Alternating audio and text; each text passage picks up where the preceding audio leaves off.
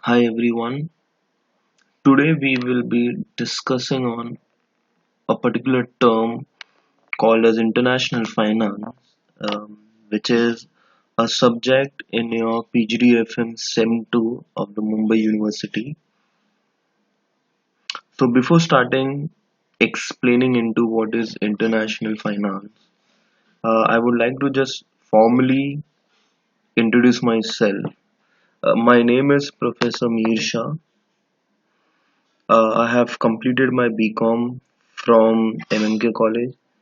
I have completed my MCom also from MMK College. I have done MA Economics from Mumbai University. I have done my PGDFM from NMIMS.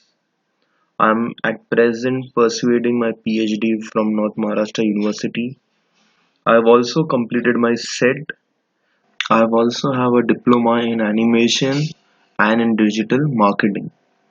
At present, I am an assistant professor in Rizvi College and Andrews College. Okay, now before starting with our subject international finance, let me just first give you all a brief key what will this video contain and what will it be all about. Okay, firstly, I'll be explaining you all the paper format that will be there for your external examination. Thereafter, we will discuss our syllabus, what all is there in the syllabus, what all you have to do in this particular subject, and thereafter I will start with our video lectures that will be based on all the four modules which are there in your syllabus. So that is our entire build up of our video lecture. So I'll start off with first with the paper format, thereafter I'll give you all a brief of the syllabus, and thereafter I'll be starting off with module wise explanation of the topics, and thereafter I'll be providing you all some questions which all can prepare for, okay, for your examination point of view. Also, I assure each and every one of you that after viewing this video, there will be no issues which will arise from this particular subject. I'll try to explain it to the very best, giving various example, various explanation, whatever is required for this particular subject, each and everything will be done. So once viewing the entire video, I don't think there'll be any issues for you all to prepare for your examination. That is one thing that I can say. Okay, this is the paper format of your paper International Finance. Let me in brief just explain you ki what is this paper all about. Okay, so in total you have 80 marks. Duration will be 3 hours. Two notes which I'll have to follow. Number one, question number one is compulsory, and second note, you have to attempt any three questions from the remaining question number 2 to question number 5. So you have to remember this. Question number 1 is compulsory, and thereafter any three questions from the remaining lot of questions. Okay, now under that question number 1 we have three options. Number 1, question number 1A is fill in the blank or select appropriate answers from the alternative given below and rewrite the sentence, which is basically MCQs. 10 sentences will be given carrying 1 mark each, so the total mark sums up to 10 marks.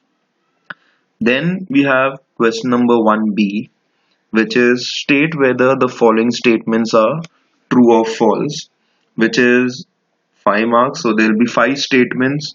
You have to figure out which is true or false. Then we have question number 1C, which is match the columns. Again 5 marks. So again there will be 5 questions and you'll have to match it. So question number 1 in total will be carrying 20 marks. Okay, in split into 3 parts. So this is a compulsory question. Thereafter question number 2, question number 3, question number 4 and question number 5. From these you have to attempt any 3. Now question number 2 will be answer the following question, 20 marks. So basically there will be 2 questions of 10 marks each given. Now you will have to remember one thing, that question number 2, the question will always be from the very first module. So question number 2 will have question relating to module 1. Question number 3 will have question related to module 2. Question number 4 will be having questions from module 3, and question number 5 will be having question from module 4. So question number 2, which will be again 2 questions you have to attempt, that will come from module 1. Same question number 3 from module 2, and so on. The only thing is, in module 4, if you all will be attempting that, that will be short notes where you will have to attempt any 4 out of 5. But for question number 2 to 4, there will be only 2 questions and 10 mark each. Now you have to remember, there won't be any options within the question. So like you won't have question number 2 A, B or C, D. It will just be directly given 2 questions and you will have to attempt both.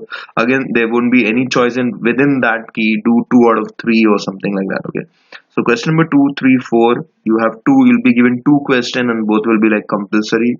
Only in question number 5, you'll be having short notes. So there'll be, you'll have to attempt any 4 out of the 5 questions which are given.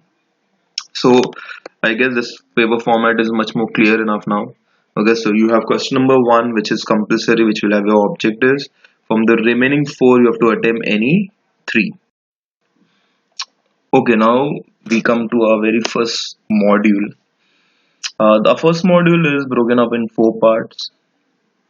So we have number 1, the history of international monetary system, where we'll be learning about what is the international monetary system, and the history, the evolution of international monetary system. Thereafter, we'll be learning about the modern exchange rate management system. What is the exchange rate which is prevailing at the current scenario? Thirdly, we have euro currency market, and lastly, we'll be learning about Foreign Exchange Management Act, also know it as the FEMA.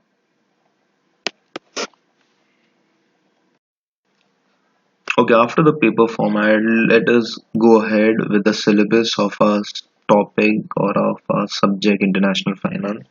So, as we discussed in the question paper format, that there are going to be 4 modules. So, our syllabus has basically 4 modules, and I've just list out things which are going to be there present in each and every modules. So, it will give you a clear idea key what all things are there that you'll need to learn.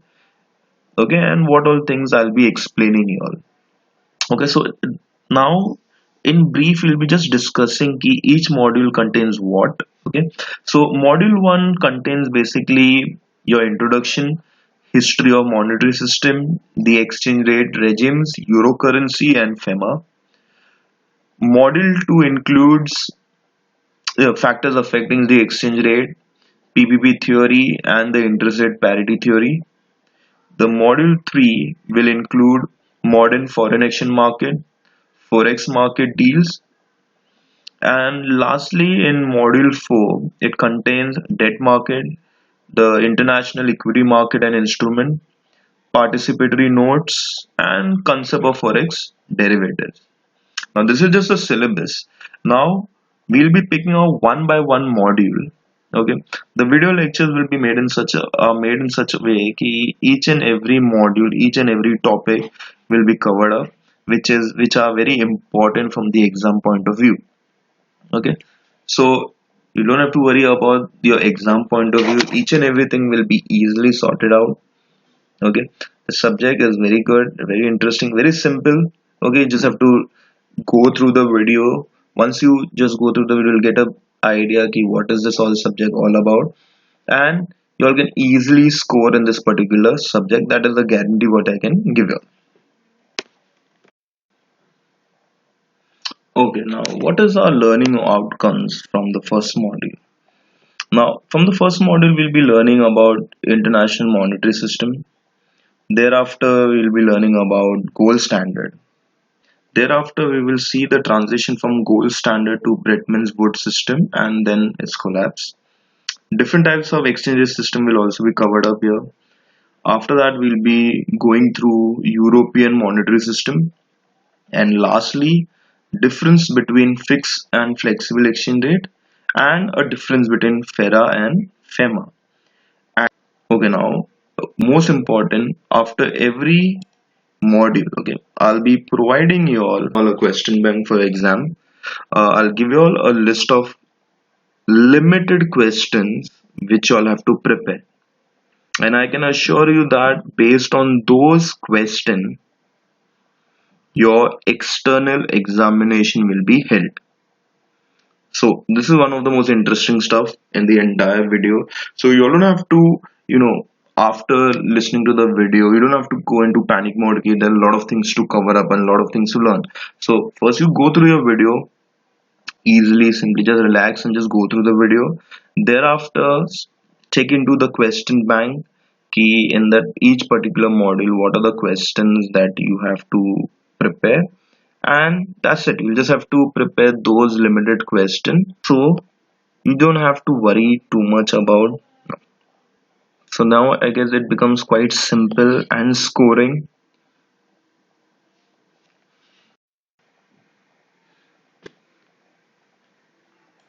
Okay, in short, international monetary system can be defined as institutional framework within which, number one, international payments are made. Second, the payment of capital is accommodated. And third, exchange rates are determined. And it includes agreements, rules, mechanism, policies regarding exchange rates, international payments, and flow of capital.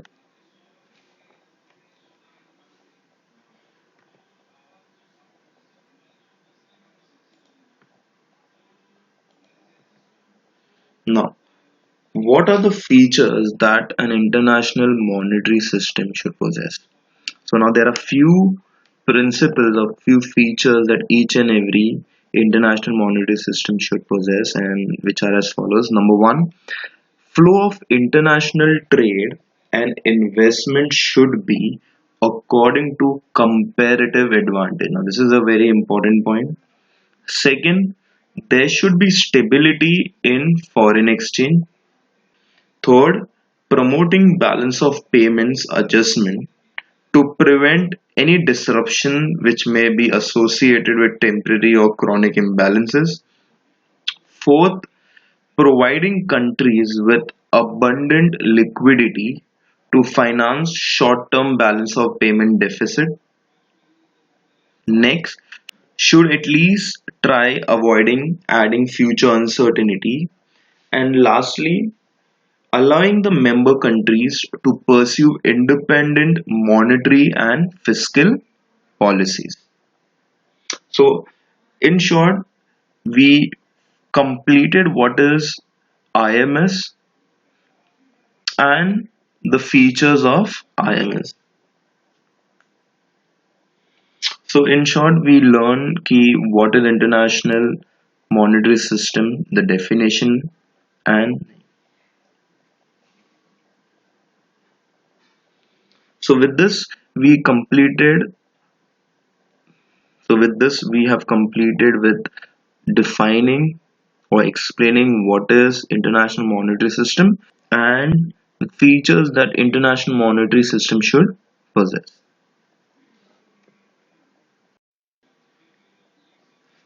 So let us start with what is international monetary system and why is it required. Now in order to understand this, let us take an example. Ki there are two countries, one India, who wants to export goods to US, and the other country is US, who wants to import goods from India. But for this purpose, export and import requires certain payments to be made. If India export goods to US, then US would have to make a payment to India for those goods that it has imported. Now, India uses a currency INR or rupee, whereas USA uses the dollar as its currency. The international monetary system told us that if two countries wants to trade among themselves, or if it wants to invest in one another, then they can go about considering that they both have different currencies. In other words, the international monetary system shows how to exchange one currency with another currency. So if you look at the definition, international monetary system is a set of internationally agreed rules, conventions, and supporting institutions that facilitate international trade, cross-border investment, and provides the mean of determining the exchange rate among the nations.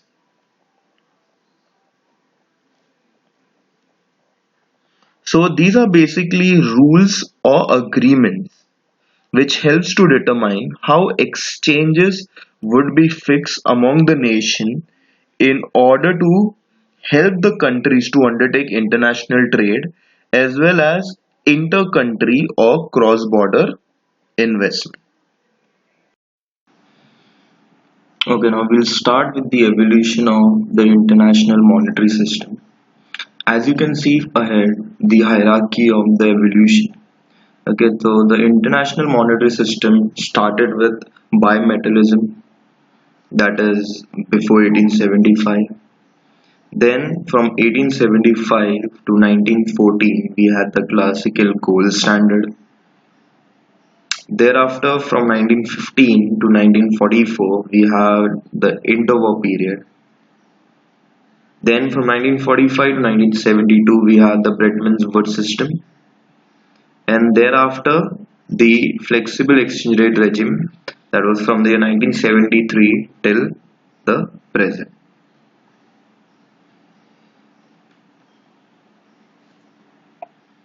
So the first system that was adopted by the countries was called as bimetallism, and it was adopted before 1875. After 1875, the system collapsed and we had new system.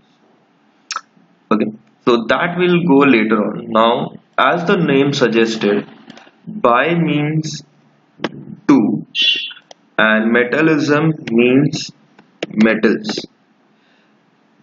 So the system of bimetallism said that two metal was to be used by the countries for the purpose of trade and international payment, and these payments or these metals were the basis of their determining the exchange rate among the countries. Now, as the name suggested, bimetallism is a standard in which the value of monetary unit is defined as equivalent to certain quantities of two metals, as we suggested bimetallism. So there are two metals present in that, typically gold and silver, creating a fixed rate of exchange between them. A double standard in the sense that both gold and silver were used as money. Both gold and silver were used as international mean of payment, and the exchange rates among currencies were determined by either their gold or silver content. Now, the exchange rate between both the metals, that is gold and silver, was fixed. Okay, now some countries were on the gold standard, some on the silver standard, and some were on both. It means that there were few countries in which the transaction used to take place only with the help of gold. Some countries in which they used to use silver for transactions, and then there was few countries which were using both gold as well as silver metals. Okay.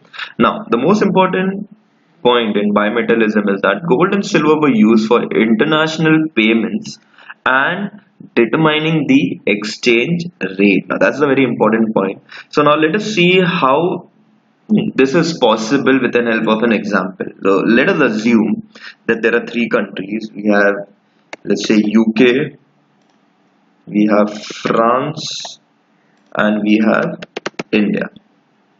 Now, UK is a country in which they use only gold for the purpose of international trade and international payment. In UK, all the goods are valued in terms of these gold coins. Now, in France, on the other hand, it has both. It has gold as well as silver coinage.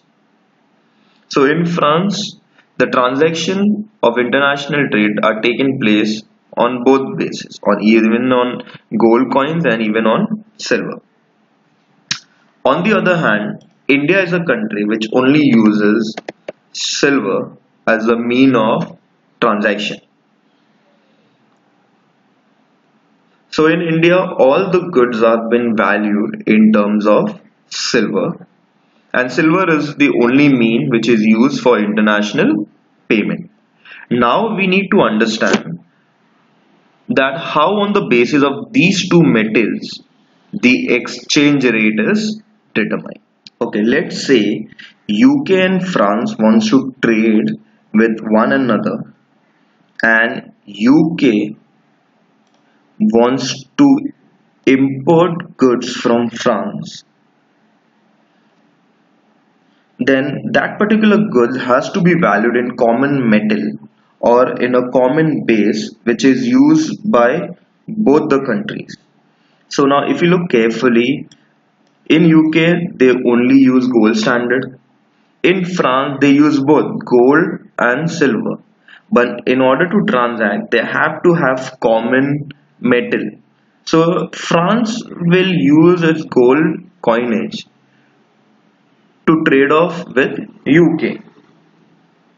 So we can conclude by stating that gold is only one metal which is used by both France and UK, and hence for importing goods from France, that particular good, let us assume the name of that particular good is, let's say, goods A. Okay. Then this good can be valued by France in gold, and similar this goods can be valued in UK as well on the basis of this common valuation, or on the valuation based on common metal that both these countries use.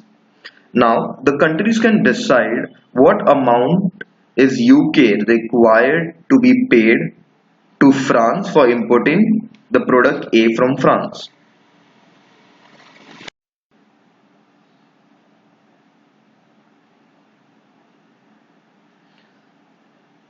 Now same is the case between France and India. If France wants to import certain goods from India, both of them use silver as a currency. Now if France wants to import, let's say, product A from India, then France can value this commodity in terms of silver. And the same is the case with India, because India also have only silver coins, and India can value that commodity in terms of silver, and hence by this common valuation, or by the help of this common metal, both the countries can trade and determine the exchange rate between their own currency. However,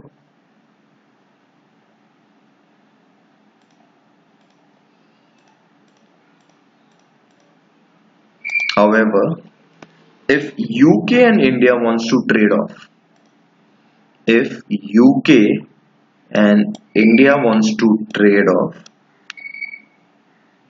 it would be a little difficult for them, because where on one hand UK uses only gold, on the other India only uses silver as a metal for valuation of goods. So UK and India cannot directly determine the value of goods and cannot directly determine the exchange rate among their currencies. So it is only through France that UK and India can come to a common exchange rate or a common valuation of a particular product called product A. So if UK and India wants to trade, okay, if UK and India wants to trade with one another, then UK can value the goods in terms of gold and India can value the goods in terms of silver. And France can value that particular goods in terms of both gold as well as silver. Hence, France is the only country which operates on the bimetallic system, and it is only due to France that UK and India can trade with one another and determine the exchange rate between the two currencies of UK and India. Okay, now let us assume that France does not exist. So there is no country available which uses both the metals gold and silver as a mean of transaction.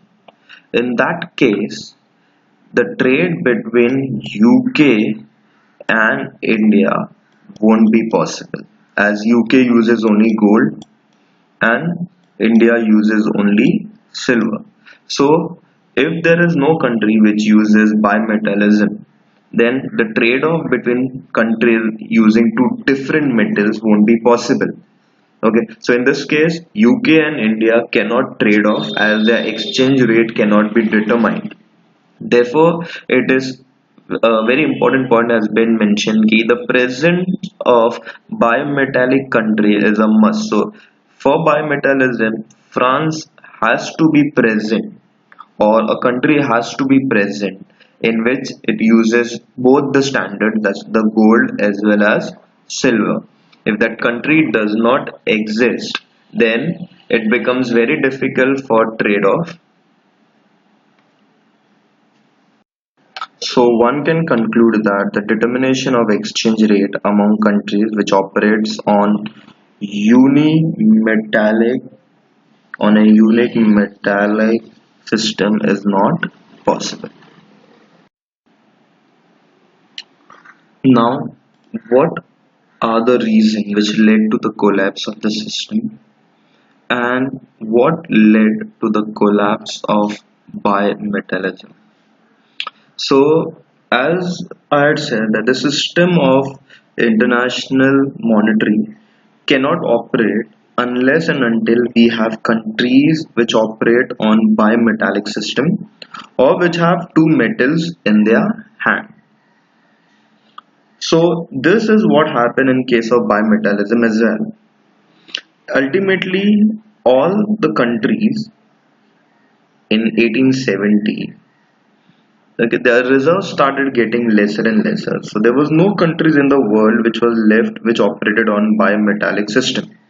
And the reason for this has been framed by Grissom, and it is known as the Grissom's law. Now the Grissom law said that bad money drives away good money, leading to unimetallism. Now bad money here refers to abundant money, and whereas good money refers to scarce money.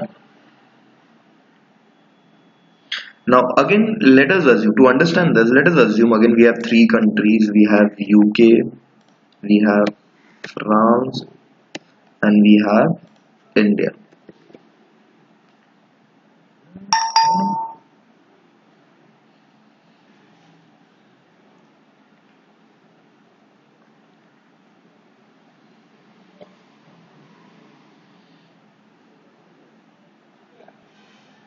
Okay, so now let us assume that France exists in the world and it uses both gold and silver for international payment and for determining the value of goods as well as the exchange rate.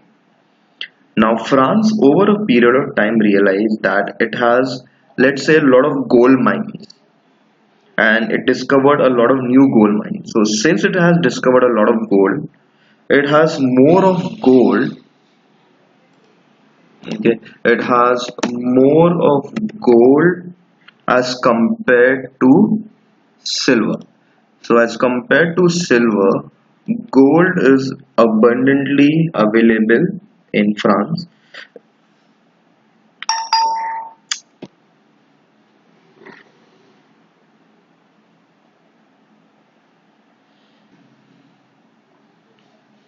Now it is said that commodity which is available in abundance is undervalued, whereas the commodity which is available in scarcity, the stock value is always more.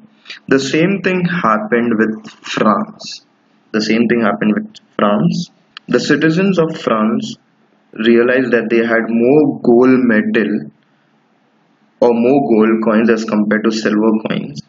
They started using gold coins more frequently and in larger quantities for the purpose of trade.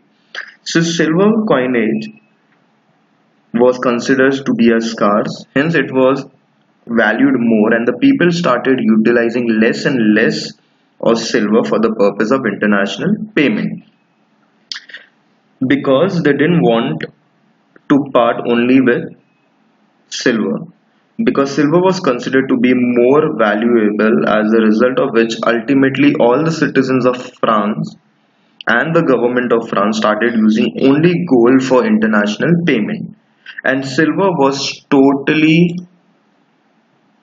out of circulation and only went out of usage by international payment, and as a result of which France converted into a country which used only gold. So in another word, France, like UK and India, became unimetallic. In some countries the abundant metal was gold and in some it was silver. So the abundant metal drew away the scarce metal.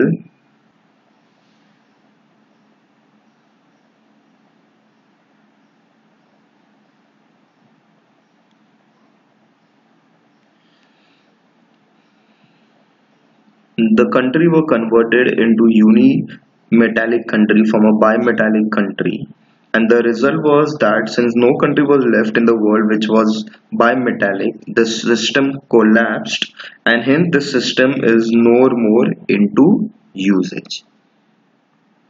Now the next international monetary system that came about after the collapse of bimetallism was classical gold standard. Now, as the name suggests, okay, the gold standard is a monetary system where a country's currency or paper money has a value directly linked to certain quantities of gold. So your paper money, let's say you want to buy something from country X, so you cannot directly transact with them. So what will you do in this case is you will take your paper money, get it converted into gold, and use that particular gold in order to trade with other countries. Now, a country's capacity to print the money was decided on the basis of gold reserve held by the country. A country that uses the gold standard sets a fixed price for the gold and buys and sell gold at that particular price. Now this point, capacity to print money, it means that you can only print money up to the amount of gold reserve that you have. So more the gold reserve, more will be the capacity to print the money and vice versa. Last point which I'll mention is that the fixed price is used to determine the value of currency. So gold is fixed, the price of gold is fixed, and that particular price of gold is used to buy and sell the products.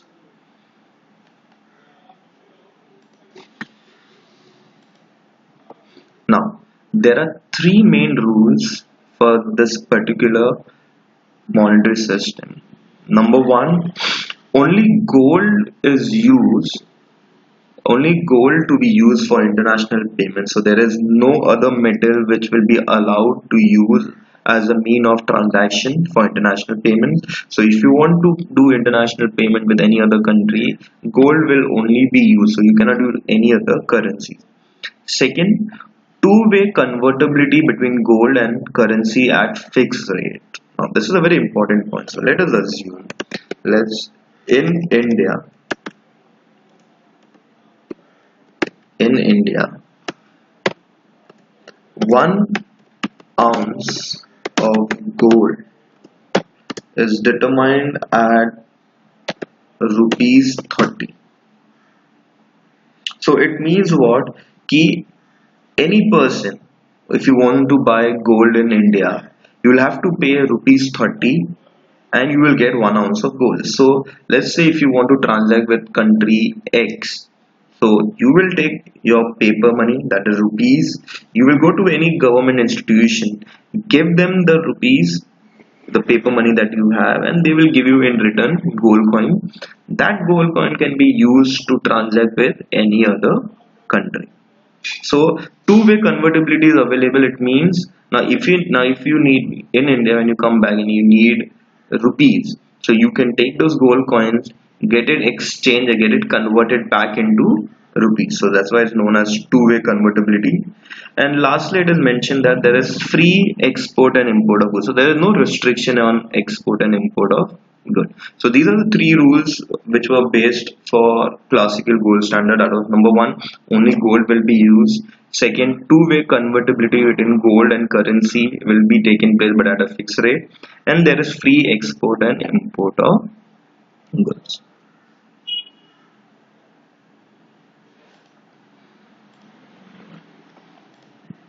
Okay. Now we'll just go ahead of that. So the exchange rate between the two currency or two countries' currency would be determined by their relative gold content.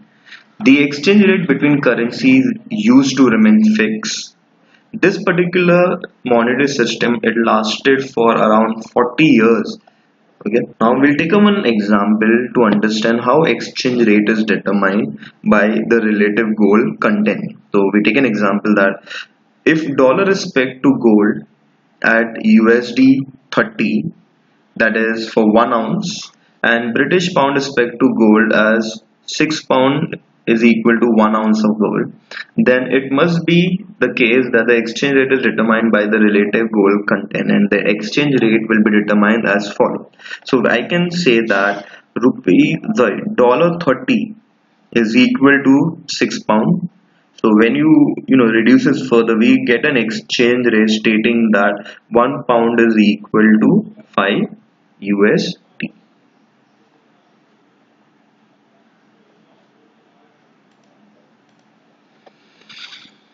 Now, the next thing what we need to go through is the advantages of gold standard. So I'll just read out one by one various advantages which this particular international monetary system brought about. So number one, gold standard received positive views of the public much more easily than any other standard, because gold was easily acceptable for a few reasons. That is, gold is prestigious metal, a luxurious metal, easily acceptable. Second, it was an easy system to introduce and operate. Everyone were well aware about gold standard, so it became very simple for countries to operate on this particular system. Gold standard gave stable price level in the country. When the country is on gold standard, currency cannot be overissued. So the amount of gold reserve that you have, only that much of amount of printing of note was possible. So the prices remained stable. Fourth point states that gold standard provides currency which is universally acceptable. In international dealing, gold standard provides stability of exchange rate, thereby making gold standard very useful for the settlement of international transaction. Next, gold standard cannot be secretly tampered with by the independent will of the government. And lastly, the deficit or surplus in balance of payment was automatically brought about into balance by import and export of goods. That is one of the most important advantages that gold standard had.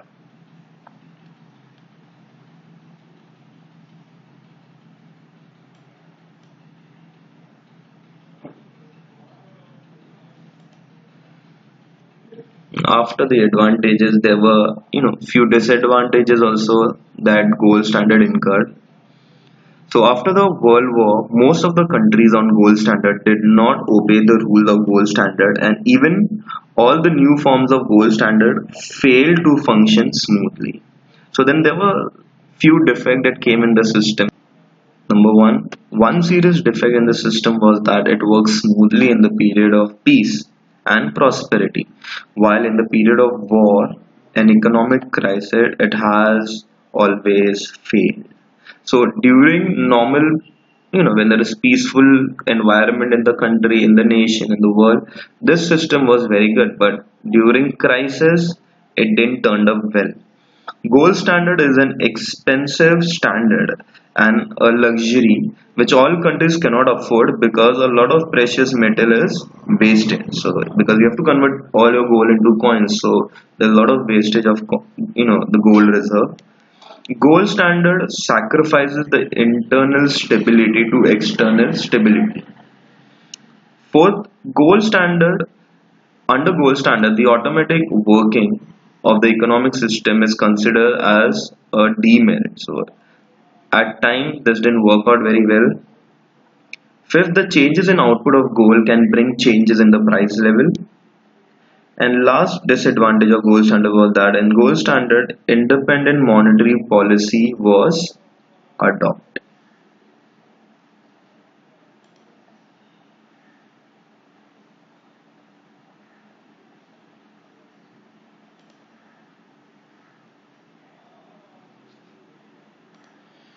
Okay. Lastly, the collapse of the gold system or the gold standard.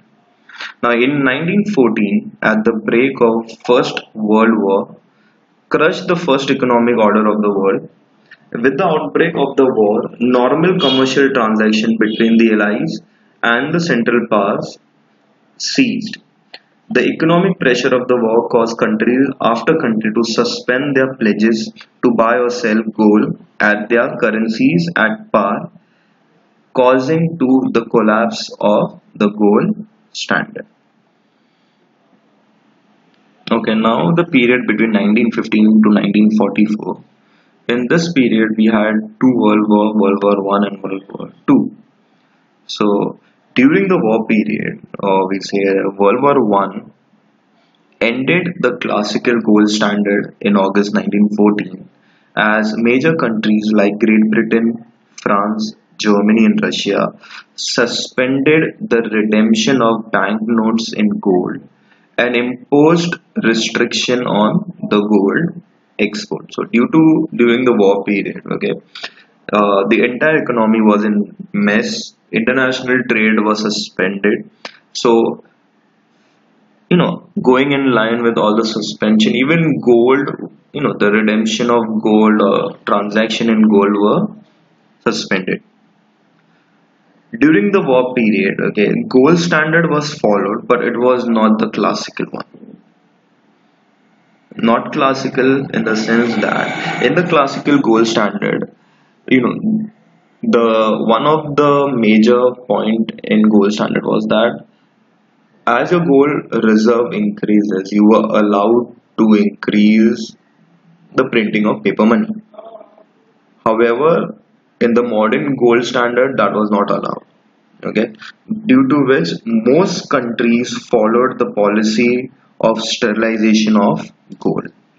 Now, said before, key as your gold reserve increases, you can print out more currency. However, sterilization of gold didn't allow that.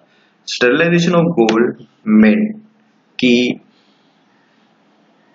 you can you can transact in gold,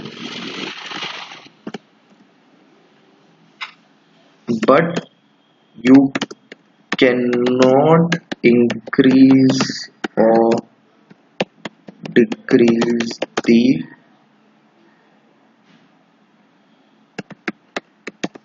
amount of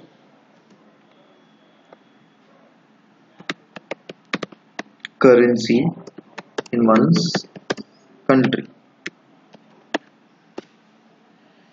So sterilization goal hampered the use of gold transaction. Okay, so gold you could transact with other country with gold, but that would not increase your monetary reserves. So that was one thing which was brought about during the interwar period. Now, by the end of World War II, gold standard was dead due to competitive devaluation and restriction on export and import of goods. So from the First World War, gold standard, the classical gold standard collapsed and they made a new standard. They made sterilization of gold, but however, by the end of the World War II, it was completely restricted. Okay, at that time, Britain was one country which had the highest amount of gold reserve with them, but it didn't want it to use basically during the wartime its gold.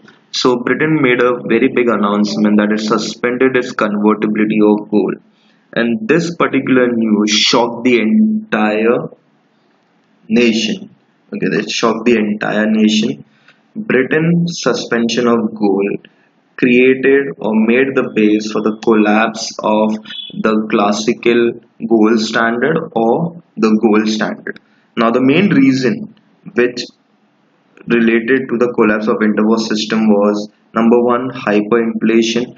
Due to war, each and every prices of commodity had increased, so there was huge inflation going through the entire world. And second, depression and financial crisis. The prices were increasing, but people didn't have you know, the financial strength to support it.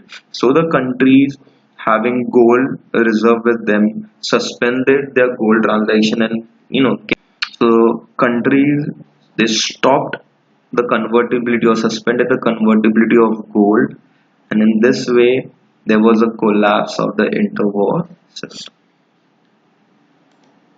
Okay now after the collapse of the gold standard and the interwar period, a new system came into use, which was known as the Bretton Woods system, which was named for a 1944 meeting of 44 nations, which contained 370 delegates all over the world at Bretton Woods, Washington.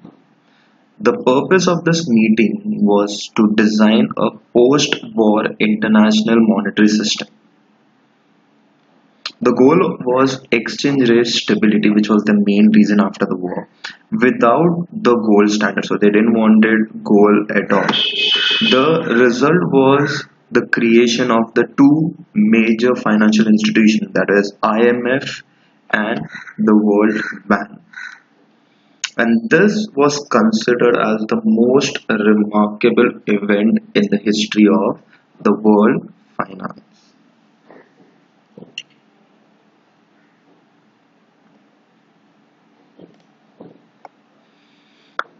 IMF was entrusted with the responsibility of formulation and enhancement of rules and policies of international monetary system. IMF was also made responsible for monitoring and managing the exchange rate between currencies. So IMF was brought about, it was given the responsibility of formulating various policies in order to get the stability back, and also to monitor and manage the exchange rate between the currency. IMF was also given one more responsibility where it could lend funds to the countries after the World War. Okay. Now the International Bank for Reconstruction and Development, that was IBRD, better known as the World Bank, was made responsible for financing individual development projects. So these two, the financial bodies were brought about in Bretton Woods system. One was the IMF, the second was the World Bank. It had major implication in this system. So IMF on one hand was brought about to formulate and enforce the policies for international monetary system, and also to monitor and manage the exchange rate. World Bank was made responsible for financing individual development projects.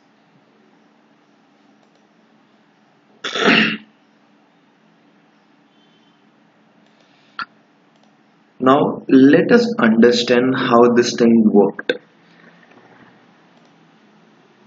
Before Britain was system, Britain was considered to be one of the most powerful nations as it has a huge amount of gold reserve. However, in after the collapse of gold standard, USA was considered as the most powerful nation and dollar was considered as the most powerful currency. Now under this particular system, okay, the dollar was pegged against US and at the start 1 ounce of gold 1 ounce of gold was pegged at $35. So if you wanted to buy 1 ounce of gold, the cost of it was 35 USD. Now under the system, let's say we have three countries, one is Japan, India and Britain. Okay. If these countries wanted to convert or wanted gold, they couldn't directly convert their currencies into gold. If they wanted to do so, they had to first convert it into USD and then USD will be converted into gold and they can get gold according to that. So at the start, 1 rupee of India was pegged at $0.2. Now the system was similarly, Japan yen also was converted in that way, and in Britain. At the start, this thing was going very smoothly because a lot of efforts were made in order to get this particular system working. However, due to Triffin paradox, this particular system started to shake and it was near to collapsing. Now, what does this Triffin paradox mean? As it's mentioned here, due to Triffin paradox, which means that the demand on an international currency meant that excess supply would undermine its value. Now, since everything was pegged, all the currency were pegged to US and dollar was only pegged to gold. So if any current country wanted gold, they had to convert the currencies to US and thereafter they could have done the transaction. So the demand for USD increased. Now, since the demand of USD is increased, US started importing more from these countries so in order to give them excess of US or the excess of dollars. However, this was possible for a short period of time where US was ready to accept deficit whereby importing more and exporting the dollars. However, other countries they knew other countries like India, Japan and Britain, they knew that since the demand of the dollar is increased, US will start printing it more and supplying more. And as we all know, since the supply will increase of a particular currency, it will, eventually reduce the value of dollar. So in that case, the Striffen paradox came into picture where excess supply would determine or undermine the value of dollar. So to stop this, US government came up and it stated that this is it. Dollar cannot be exchanged for gold and Bretton Woods system came to a collapse. So the US government came up stating that they cannot further go into deficit and they suspended the pegging of gold to USD.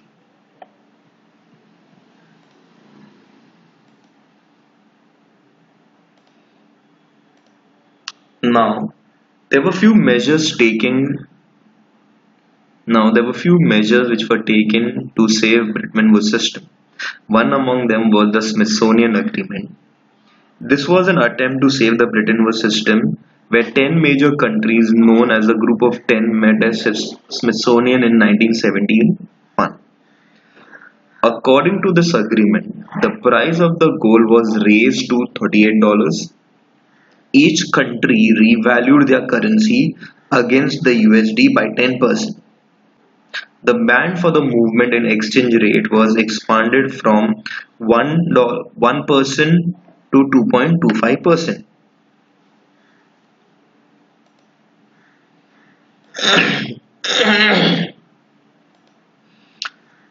The devaluation of US dollar, however, was not sufficient to stabilize the situation.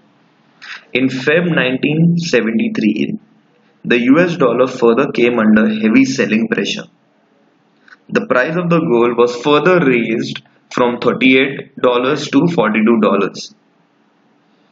By March 1973, followed by Japanese and European currency, other currencies were allowed to float.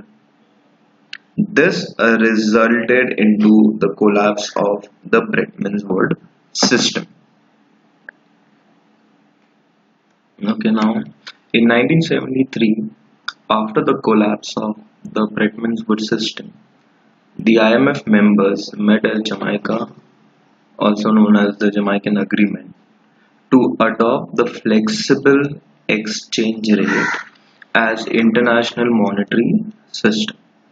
Now, flexible exchange rates were declared acceptable to the IMF members. So, flexible exchange rates are those rates basically which have been used at present also. It is determined by the way in the basis of demand and supply.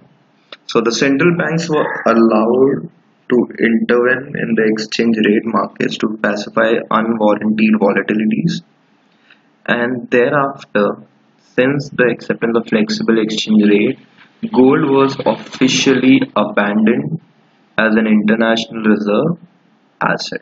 So so after 1973, gold was never used as a mean of transaction. It was never used as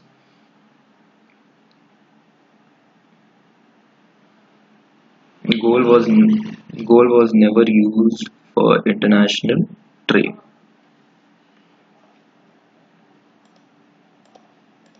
So now to sum it up, okay, the evolution started with bimetallism, where country having two metals had played a major role, but due to Cressen's law, each and every country became unimetallism. They started became unimetallic, and then which gave rise to classical gold standard. It was a very simple system, everyone followed it also, but the problem was it was only good during peace and prosperity. But once the war started, this particular standard didn't hold good. Then came the interwar period, that is World War One and Two, where gold standard, the classical one, was completely abandoned. They had sterilization of gold, but however, by the end of World War Two, gold standard was completely eradicated.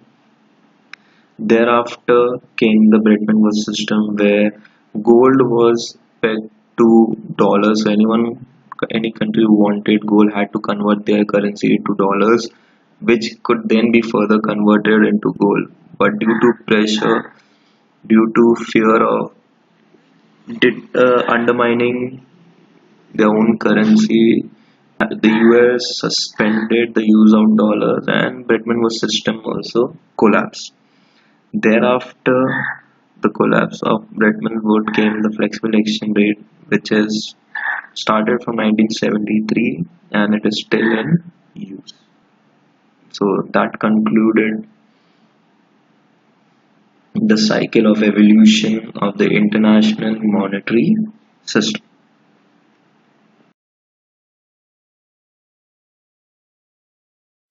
Almost 2,600 years ago, the first gold coins were minted and used for trade.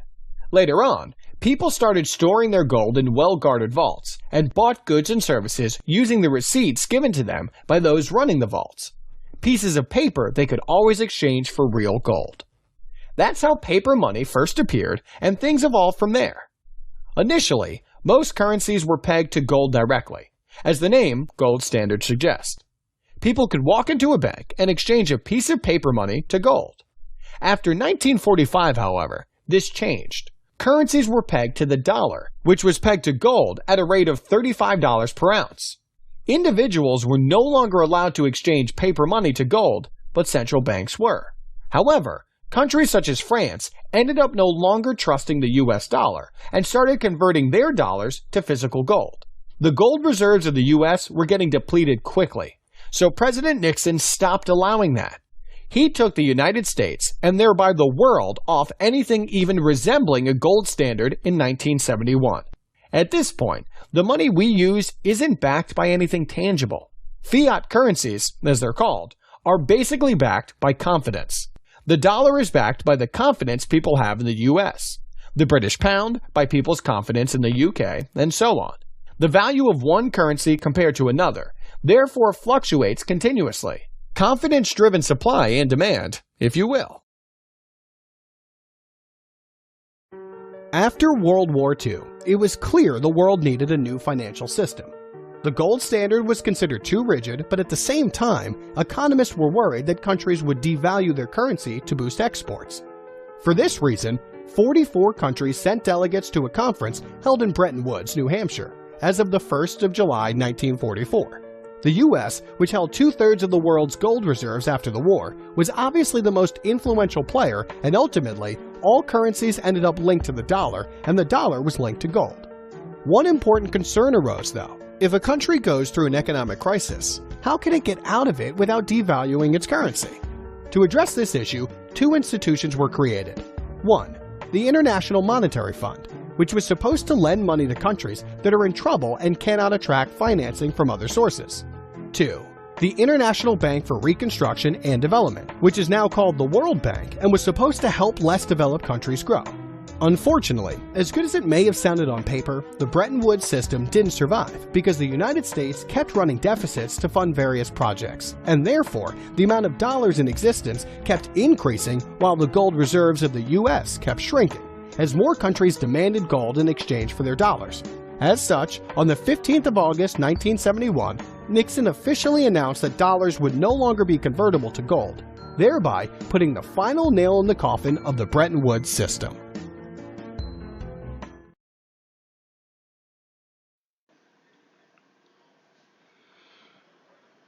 Now the next topic that we need to go through is the modern exchange rate management system. Now since 1973, after the introduction of flexible exchange rate, there have been many more exchange rates that have come up. One of them is fixed exchange rate system.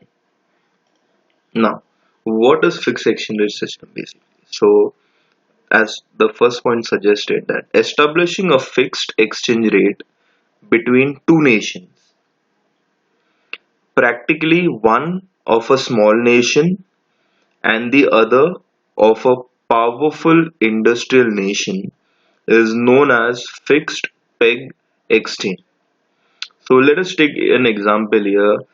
There is one nation, let's say Nepal, being a small nation, and on the other side we'll take US being a powerful industrial nation. Here, small nations currency will be, or the exchange rate will be fixed at par with the powerful industrial nation, let's say US. So when a small nation's exchange rate is fixed with a powerful industrial nation, it is known as the fixed exchange rate.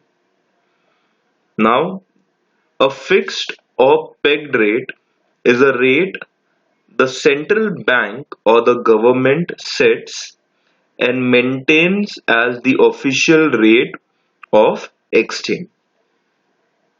So let's take the example of India and US. So if under fixed exchange rate system, just an example, if under fixed exchange rate system, India's rate is pegged with US, and let's say if the central government makes the or fixes the rate as $1 is equal to 65, then no matter whatever will be the market situation, the rate will remain fixed. Next, a set price will be determined against a major world currency, usually the US dollar, but also other major currencies such as euro, the yen, or a basket of currencies will also be considered. So, when a small nation currency is going to be pegged, it will be either pegged with the US dollar or euros or yen or a basket of various currencies. And lastly, it states that one country pegs the value of its domestic currency to the value of another currency. So here, the small nation, okay, it will peg, I mean, it will fix its domestic currency to the value of another powerful industrial nation. So in the very first example which I have given, Nepal and US. So in that case, Nepal will peg its value, that is its domestic value, to the value of United States, that is nothing but the powerful industrial nation.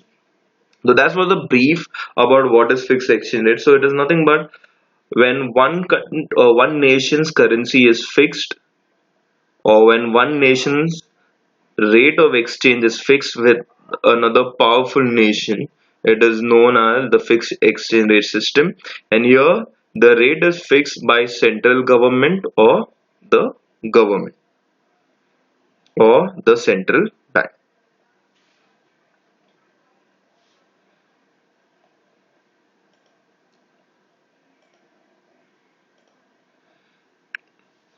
Okay, after the definition on the meaning, let us go through what are the various features of fixed exchange rate system. The very first feature is fixed exchange rate. Now, the exchange rate is fixed by the central bank or the country of the country in a fixed exchange rate system. So this is already we discussed that the central bank will fix the rate of exchange.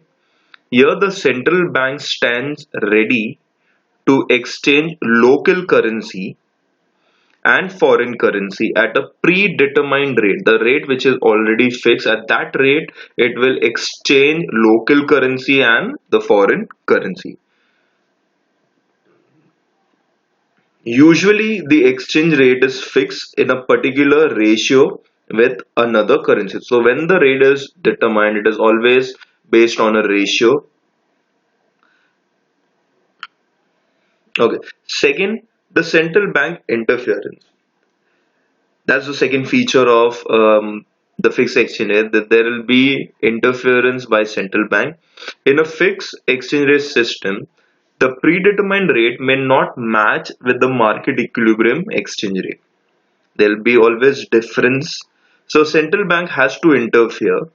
This is known as the central bank intervention. Now, in order to maintain market equilibrium, the central bank remains prepared to incro in order to maintain market equilibrium, the central bank remains prepared to incorporate the excess demand or supply under a fixed exchange rate system. For doing this, the exchange the central bank must for doing this exchange the central bank For doing this exchange, the central bank must hold with it a reserve stock of both foreign and domestic currency. Now, the central bank can print its own domestic currency, so holding stock of domestic currency causes no problem. But the difficulty comes in holding sufficient amount of stock of foreign currency, which is known as the foreign exchange reserve. The quantity of reserve has to be large enough to accommodate all transactions of foreign currency for domestic currency that arises. So in this case, they say government interferes. No doubt it interferes, but it also has to keep a huge amount of reserve of foreign currency with them. So when a country wants to exchange at a predetermined rate, the government or the central bank has to keep that much amount of reserve with them.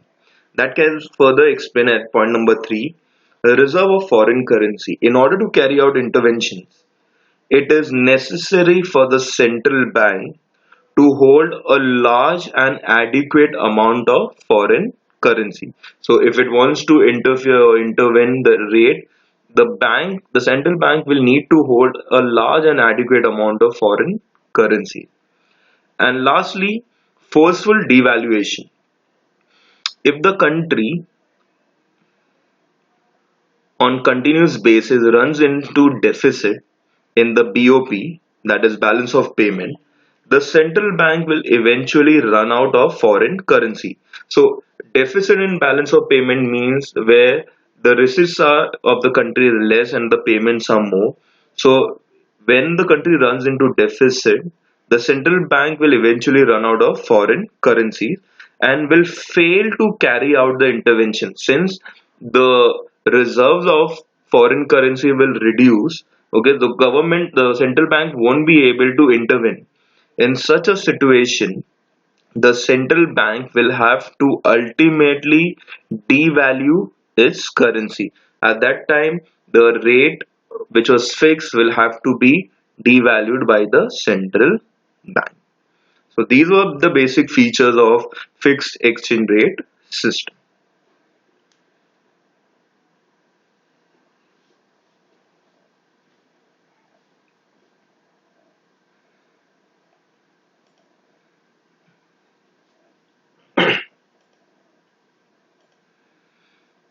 Okay, after the features, let us go through various merits and advantages of fixed exchange rate system. Now, number one, fixed and stable exchange rate. Since the exchange rate is fixed, it is stable for a long period. Now, as the name suggests, and we already went through ahead, the rate is fixed. So the moment it is fixed, there won't be too much of fluctuation. It is stable and it will remain for a long period till the central bank holds the reserve. If they have sufficient amount of gold reserve, then the foreign side, not gold reserve, but if they have sufficient amount of foreign reserve, the rate of exchange will remain stable and fixed. The next advantage is keep inflation low. Since the exchange rate has to be maintained stable, the monetary policy has to be stable and tight. This helps in controlling the inflation in the economy. So, since the exchange rate remains stable and the monetary policy also remains stable, there won't be too much of price rise in an economy. So, that helps you to control the inflation. Next is the international monetary is stable. Fixed peg helps in the smooth working of the international monetary system. Since the rates are fixed, since the monetary system remains stable, eventually both of them will help to smooth out the working of the international monetary system. Next, we have a reduction in economic crisis, a very important point. The fixed exchange rate system prevents monetary shocks. Why? Because there's not too much of volatility, not too much of changes in the rate. Hence, it helps to reduce the possibility of economic crisis. The rates are fixed, so there's no issue about fluctuality. So no volatility will be there. So there is less chances of economic crisis when fixed exchange rate system is used. The next advantage is that this particular exchange system is very helpful for small nations. Next, it promotes and it helps international trade. That is again one of the other important advantages that fixed exchange rate system has. It helps you to promote international trade.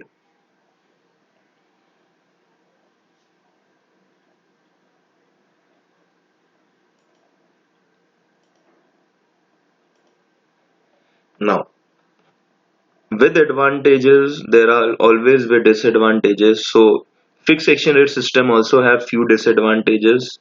One, number one, continuous intervention puts heavy burden on exchange reserve.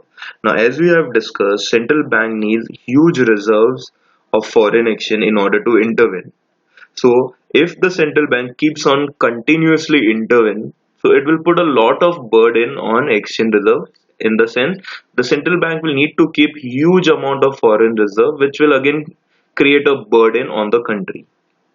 Second, country must have adequate reserve. Again, it is going according to the first point. So if your central bank needs to intervene continuously, you will require huge amount of foreign reserve, which will again turn out to be a burden for the country. Third, it fails to solve the balance of payment disequilibrium. Now, if a country goes into deficit, or if a country has deficit balance of payment, at that time fixed exchange rate system will have issues. Issues in the case the central bank will have to use up the reserves of foreign exchange which they have. Eventually, the rate which was fixed earlier will have to be devalued, and that will again cause a problem in the country. Next, it does not reflect the true value of the currency.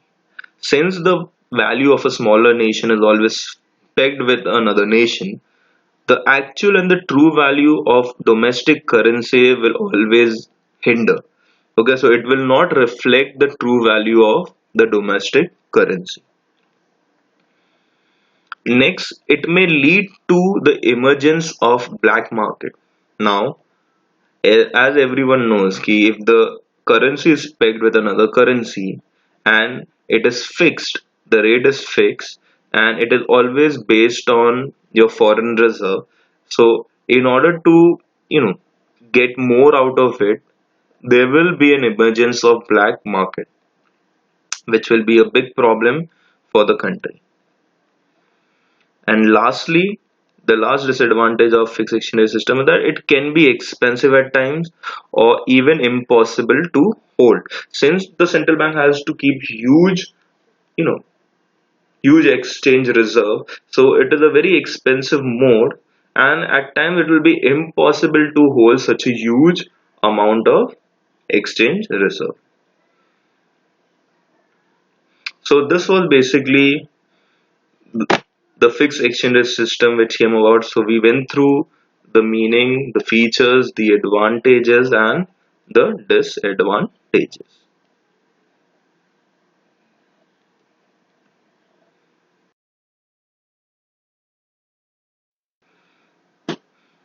Okay, now after the fixed exchange rate system, there comes another modern exchange rate management system which is known as flexible exchange rate system. Now, what is the system all about?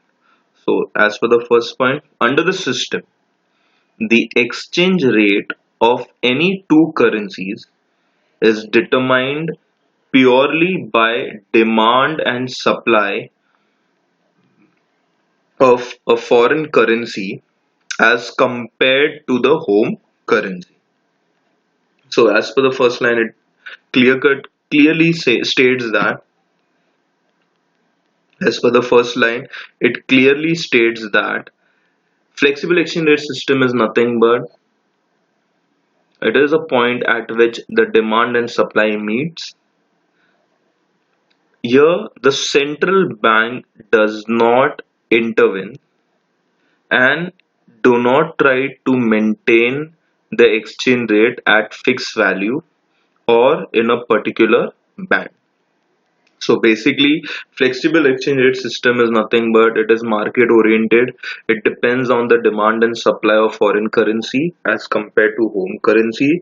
Unlike fixed exchange rate, it is not intervened by the central bank, and if it is not intervened by central bank, it does not even need to maintain the exchange rate reserve, though, and it is not created at any fixed value. So it is clearly based on the market forces of demand and supply. Second point states that the demand for a foreign currency arises because of import of goods and import of services, proposed investment abroad, and reimbursement of benefits of investment in the country. So, when we say that foreign exchange has huge demand in a country, it is basically because of importing of goods from out of country and importing of service from foreign country. It can also be due to the proposed investment abroad. If you want to invest in abroad, you need to have that particular currency, and reimbursement of benefits of investment in the country. This is from the demand point of view. Similarly, supply of a foreign currency is because of export to that country's investment in our country, and repatriation of benefits of a earlier foreign investment. So exactly vice versa of demand. Supply of foreign currency will be more due to export, okay, due to investment in our country, and to get the benefit of a earlier foreign investment. So in simple terms, flexible exchange rate is nothing but it is an exchange rate which is based on market forces of demand and supply. It is a system in which central government does not intervene.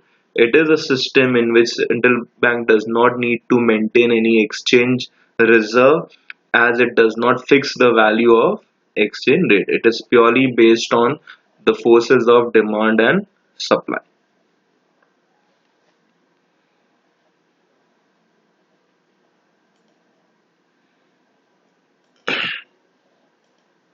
Now, after going through the meaning of the flexible exchange rate, the next thing what we go through is the features of floating or flexible exchange rate system. The very first feature is that exchange rate is market determined. Now, in a flexible exchange rate system, the value of a currency is determined by the market, as we discussed it earlier also. That is by the interactions of thousands of banks, institutions, and firms wanting to buy and sell currency. So when we talk about demand and supply, or the market forces of demand and supply, it is nothing but the interactions of thousands of banks, all the financial institutions, and the firm that want to buy and sell currency. So, or anywhere where they want to trade internationally, foreign exchange will be required. So those are the factors which determine the market, that is nothing but the demand and supply. Second feature is that it is the market driven appreciation and depreciation of currency. Now this is a very important point under under flexible exchange rate system, or it is also known as the floating exchange rate system. This point we'll just go through the point. Under this point, higher demand for a currency would lead to an appreciation of the currency. So if the demand is high, the currency will appreciate, and vice versa, lower demand would lead to a depreciation of the currency. So if the demand is high, the currency will appreciate. If the demand is low, then the currency will depreciate. Now this is from the demand point of view. An increase in supply of a currency will lead to a depreciation of that currency, while a decrease in supply will lead to an appreciation of that currency. So, like vice versa of demand, when the supply increases, the currency will depreciate, and when the supply decreases, the value will appreciate. So, these were the two features which are very important under flexible exchange rate system.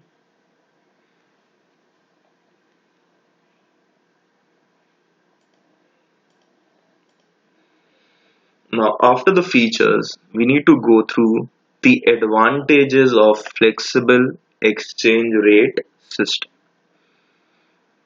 Okay, the very first advantage is that it is simple operation, smoother and more fluid adjustment. Since government does not have to interfere in the exchange rate, no reserves are required, the operation becomes very simple. It is very smooth. It is based on market forces. So there is a lot of fluid adjustment available under flexible exchange rate system. Second, it brings realism in forex transaction. Now here the rate keeps on changing according to demand and supply. So it basically brings a realism in foreign exchange transaction. The third advantage is that the disequilibrium in balance of payment auto stabilizes. Due to demand and supply, the rate or the disequilibrium in balance of payment get adjusted by itself. Next, there is no need for forex reserve to manage exchange rate. Since central government does not intervene, it does not require any forex reserve to be maintained. And last, it prevents real shocks. Since it is market oriented, the shocks get since it is market oriented, flexible exchange rate system helps to prevent real shocks.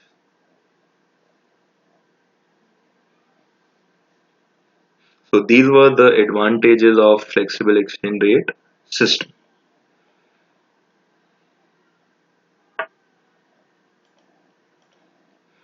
Now, with advantages, there will always be disadvantages. Similarly, there are some disadvantages of flexible exchange rate system too. One, the exchange rate changes every minute. So there is an exchange rate there is an exchange rate risk to the exporters and importers which need to be hedged. So since it is based on market forces and demand and supply keeps changing on a very on a rapid space, so exchange rate changes quite drastically. So there will always be a risk to the importers and the exporters. Second, it is affected by speculative trade and it may cause adverse effect of speculation.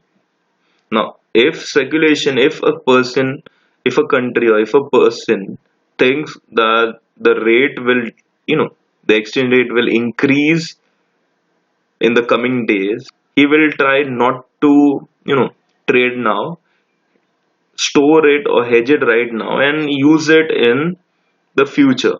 So this speculation has adverse effect on the exchange rate system and on importers and exporters.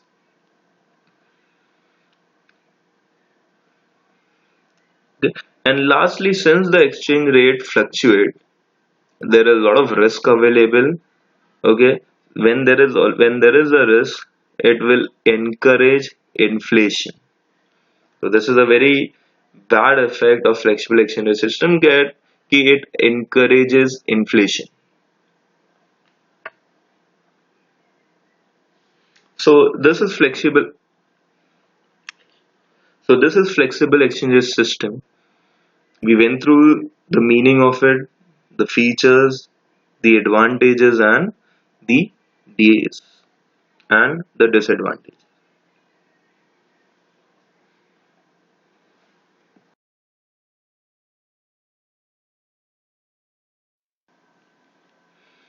Okay, the next exchange rate system which prevails in the modern exchange rate management system is managed float exchange rate system.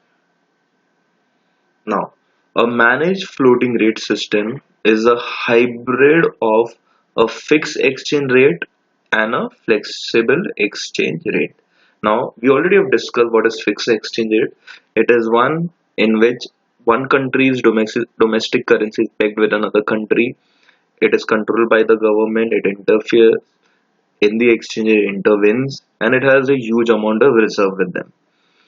On the other hand, flexible exchange rate is determined by the market forces or demand and supply. The government, the central bank does not interfere in that, and it also does not require reserve. Managed floating rate system is a hybrid of both these exchange rate systems. In a country with a managed floating exchange rate system, the central bank becomes an important participant in the foreign exchange rate market. So under managed floating exchange rate system, the central bank is a very important participant. Unlike in fixed exchange rate regime, the central bank does not have an direct set value for the currency. A very important point.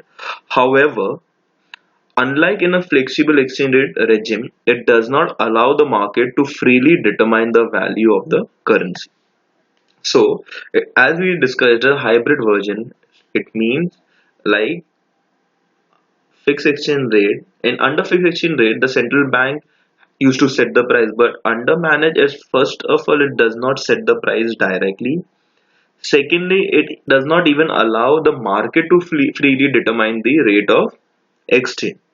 So it is a system in which basically the foreign exchange rate is determined by the market forces, but the central bank intervenes to manage the value of the currency. So let us assume that the rate of exchange rate of India and US was, let's say, consider $1 was 60. Due to some issues, the rate, there was a change in the rate and it became $1 is equal to 63. After few days, it became $1 is equal to 64. Again, after few days, it became $1 is equal to 65. Here, the value of Indian currency was devaluating or was depreciating. So, in that case, government or sorry, in that case, central bank will intervene and manage the value back to a point where it was to be there. So, basically, when the exchange rate falls in one direction or continuously falls in one direction, due to market forces. At that time, to bring it back to stability, the central bank will intervene and manage the value of the currency.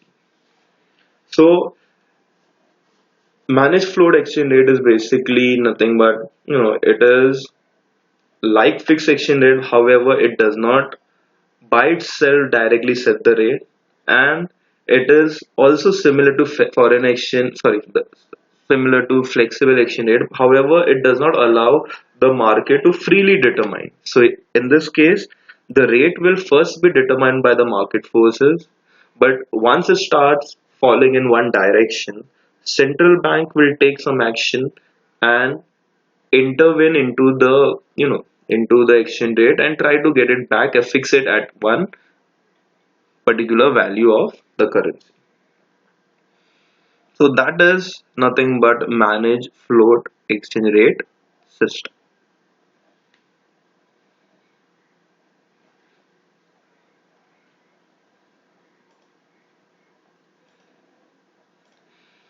Okay, now we need to go through various exchange rate regimes that took place since 1973.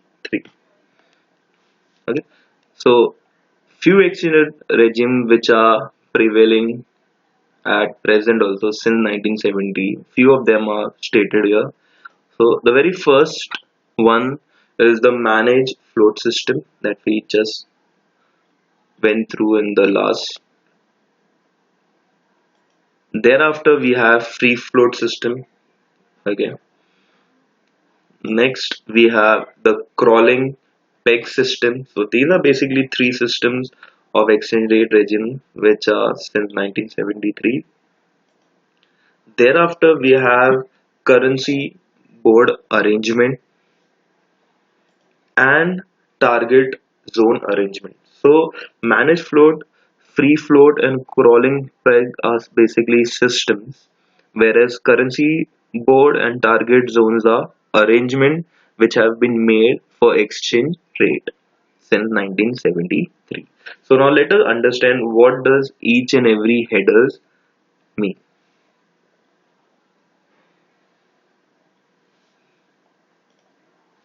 Okay, first we'll go through those three systems which were mentioned earlier.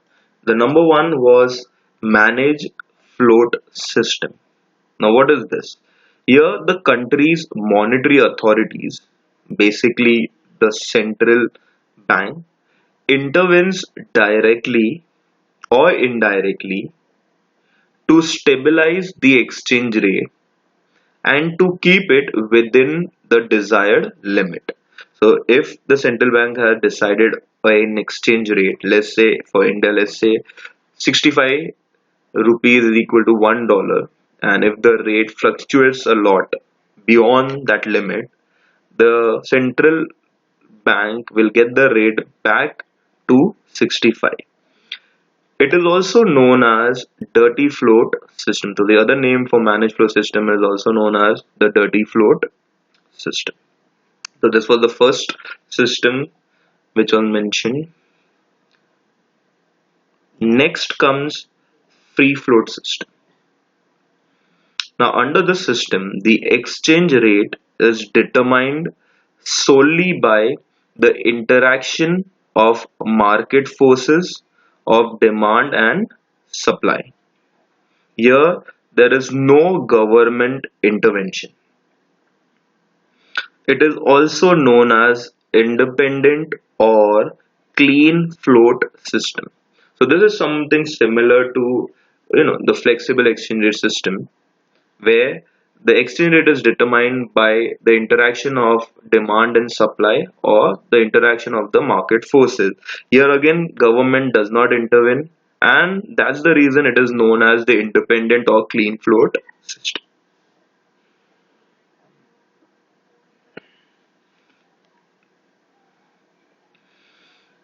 Okay, after this comes the next system, which is known as the crawling peg system. Now, this system is a hybrid version of fixed and flexible exchange rate system, where country establishes the par value of its currency in relation to a foreign currency or a basket of currencies, and then allows the par value to change gradually. So under this, first the country sets or fix a price, a par value of his currency with a foreign currency, and once that value is fixed, then it allows to change according to the market forces. So here it is a hybrid of fixed and flexible exchange rate system. Okay, so this system is known as the crawling peg. So start, it will be at fixed rate, at par value, it will be pegged with a foreign currency or a basket of currency, and thereafter it will be allowed to move according to the market forces. So these were the three systems which were since 1973. The first one was managed float system, the second is free float system, and the third one was crawling peg system.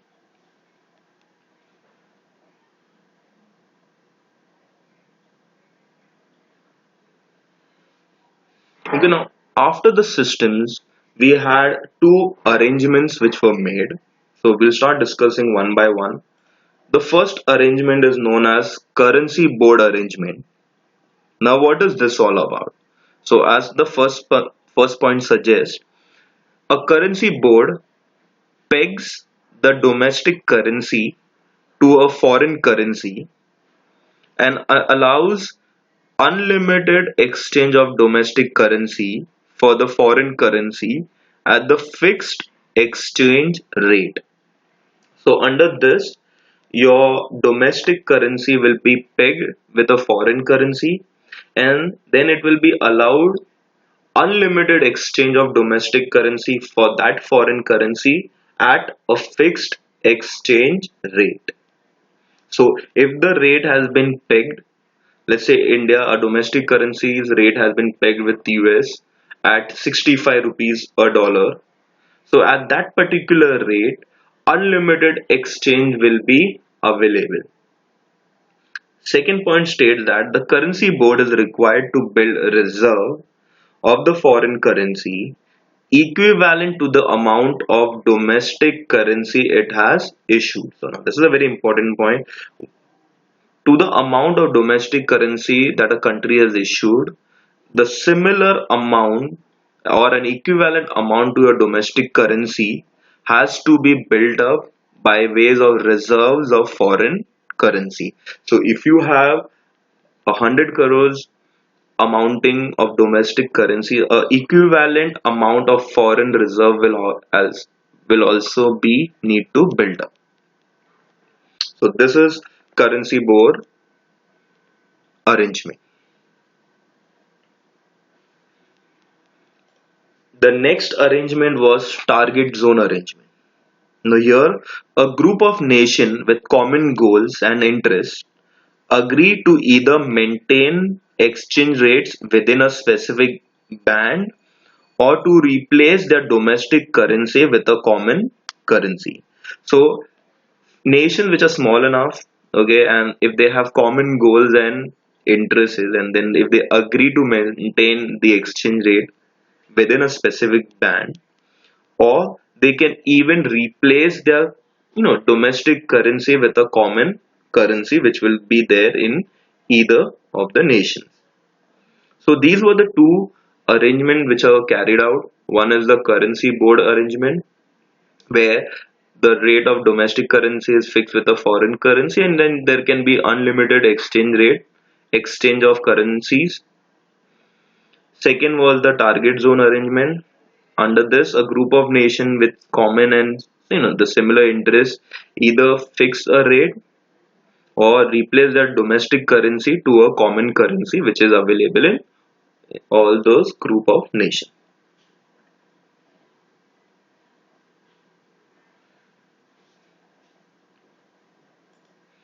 Okay, now various currents. Let us go through countries using different exchange rate system. Now we discussed various exchange rate systems. So let us see now which country follows which exchange rate system. The very first one was managed float system. Now under managed float system, countries that follow them are India, Russia, Egypt, and Singapore.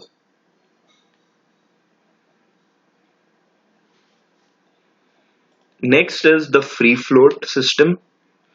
Now free float system is followed by United States, United Kingdom, Japan, Switzerland, and Australia.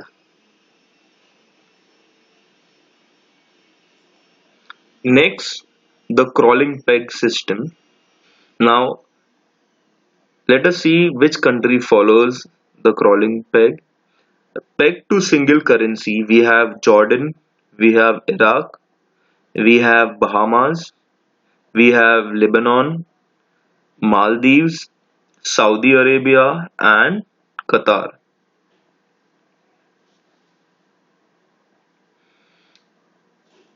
The next was the arrangement. So under currency board arrangement, countries that use this particular exchange system is Hong Kong, which is pegged to dollar.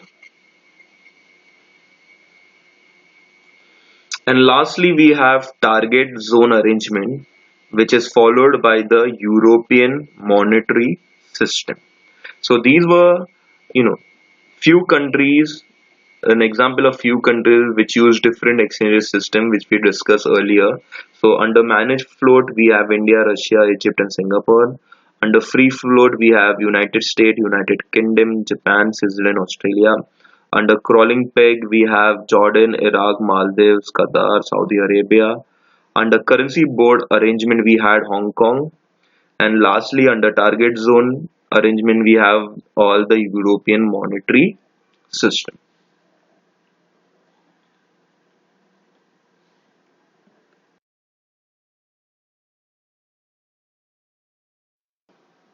Okay, so now the next thing that we need to go through is the difference between fixed and flexible exchange rate. So We'll go through one by one. So the very first point under fixed exchange rate system is that fixed exchange refers to a rate which the government sets and maintains at the same level. So this is already that we have went through earlier. Key fixed exchange rate is set by the government and it maintains at the same level. On the other side, flexible exchange rate is the rate that varies according to the market forces. So it changes. It is not fixed, it changes according to the market forces.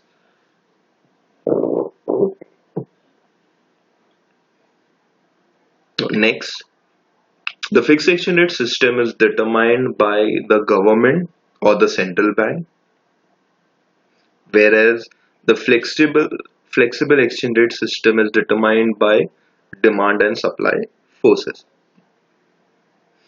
Fixed exchange rate system is periodically adjusted by the government. The government intervenes on regular basis, whereas under flexible exchange rate system, the exchange rate adjusts automatically to the changes in the market forces. So demand and supply fluctuates again and automatically adjust the changes.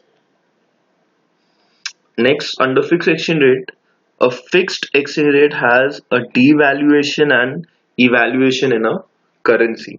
So the fixed exchange rate system creates devaluation and evaluation of a currency, whereas under flexible exchange rate, a flexible exchange rate can depreciate and appreciate the value of a currency. So it can either appreciate or depreciate.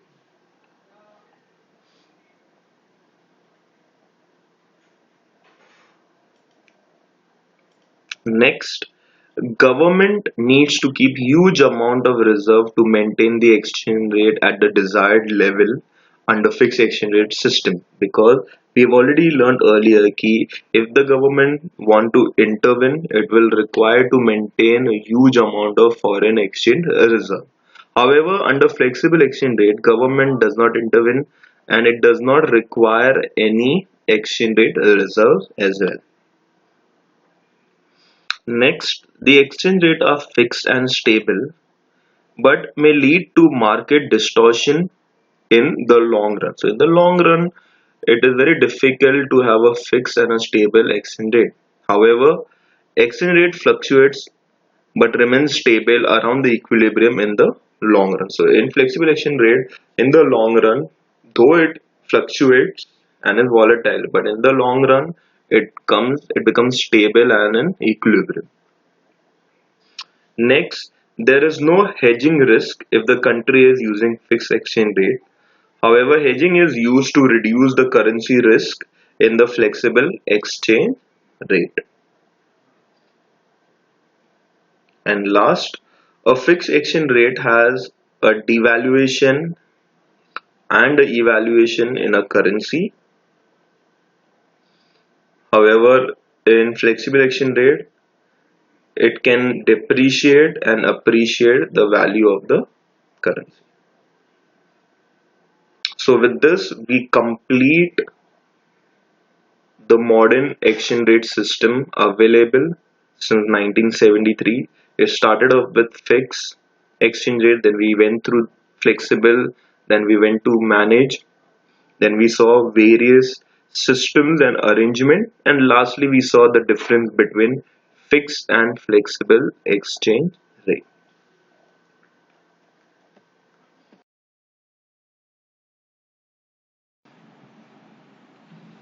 Okay, the next topic that we need to go through is the euro currency market.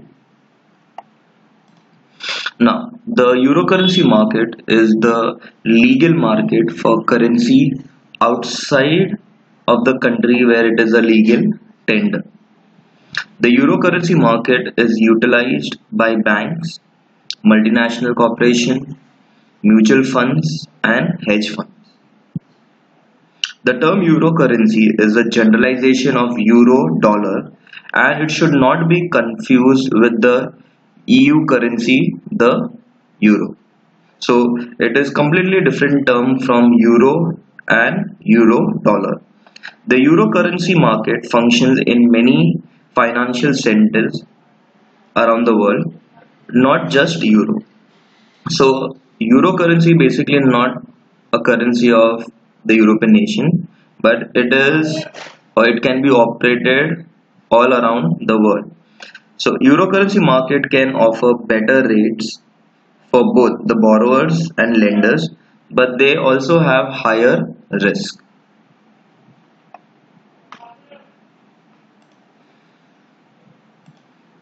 Now, let us understand the euro currency market.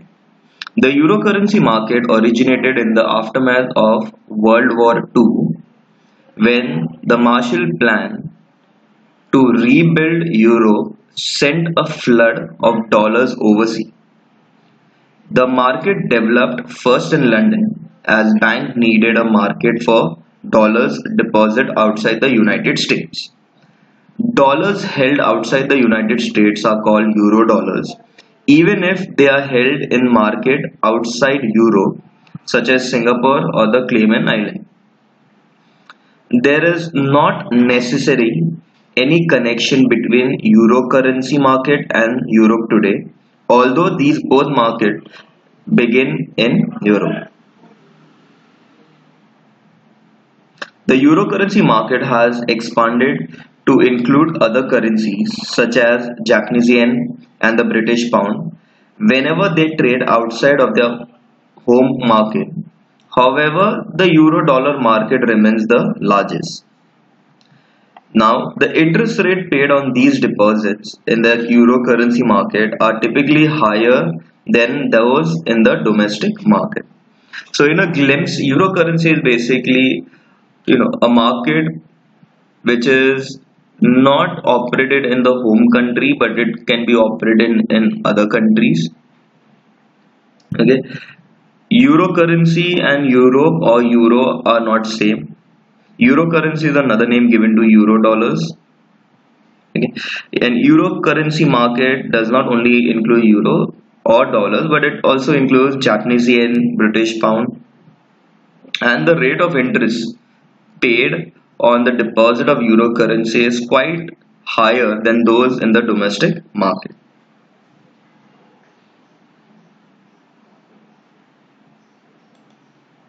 Okay. Now we'll go through the characteristics of euro currency markets. Number one, unregulated market. Euro currency market is a market across border. Hence, the government does not have full control over the transactions. Hence, transacting entities escape from most of the stringent provisions and regulations. Under euro currency, government interference is minimal, thus, it is an unregulated market. Second characteristic is that it is a long-term loan and short-term deposit. Euro currency loans are for longer period of time. However, the deposits in euro currency markets are primarily for short term. This leads to asset liability duration mismatch problem for the bank. So in euro currency, the loans are basically for a longer period of time, but the deposits are for shorter period of time. So this can create a mismatch problem for the bank. The third feature is massive wholesale market. Transactions in euro currency markets are huge. They are mostly within governments and banks, public sector organization and large MNCs. This makes the market a wholesale rather than a retail market. The next characteristic is time deposit. Euro currency market exists for savings and fixed deposit and recurring deposit in banks. There is hardly any space in euro market for demand deposit. So there's basically saving, fixed deposit and only recurring deposits in bank. And last, euro dollar and labor based market. The euro currency interest rates are based on a variable rate base such as the LIBOR, that is London Interbank Offer Rate. Under this interest rate, risk is reduced. This market is largely denominated, sorry, this market is largely dominated by the US dollar over other currencies. Okay, the next thing that we need to go through is the components of euro currency markets.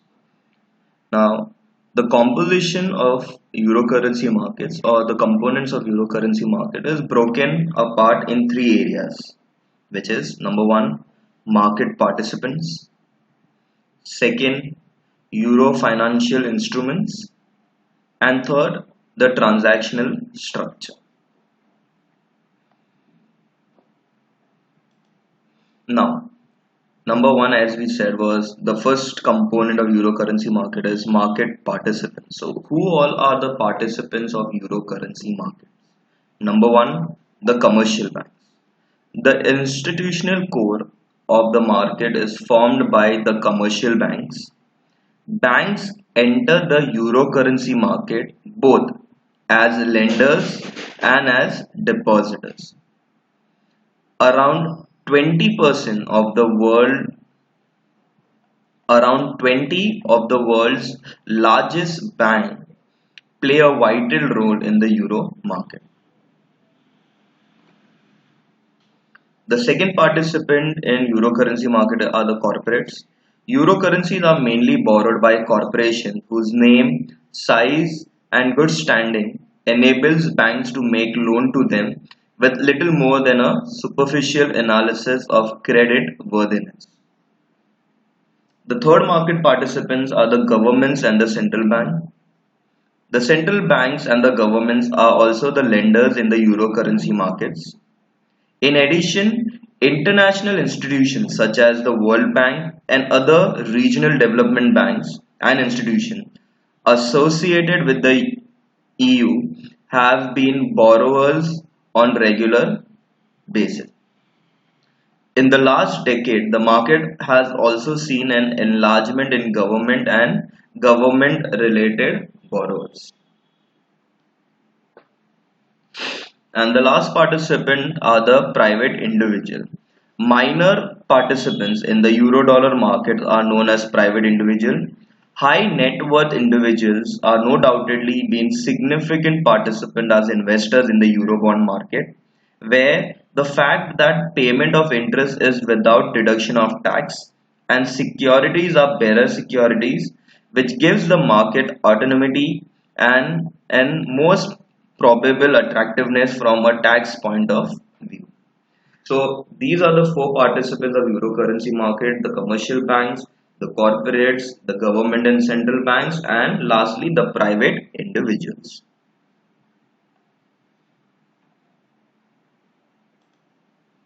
Next that we need to go through is the euro financial instruments. Now, what are the instruments in euro currency market? So the number one is euro deposits.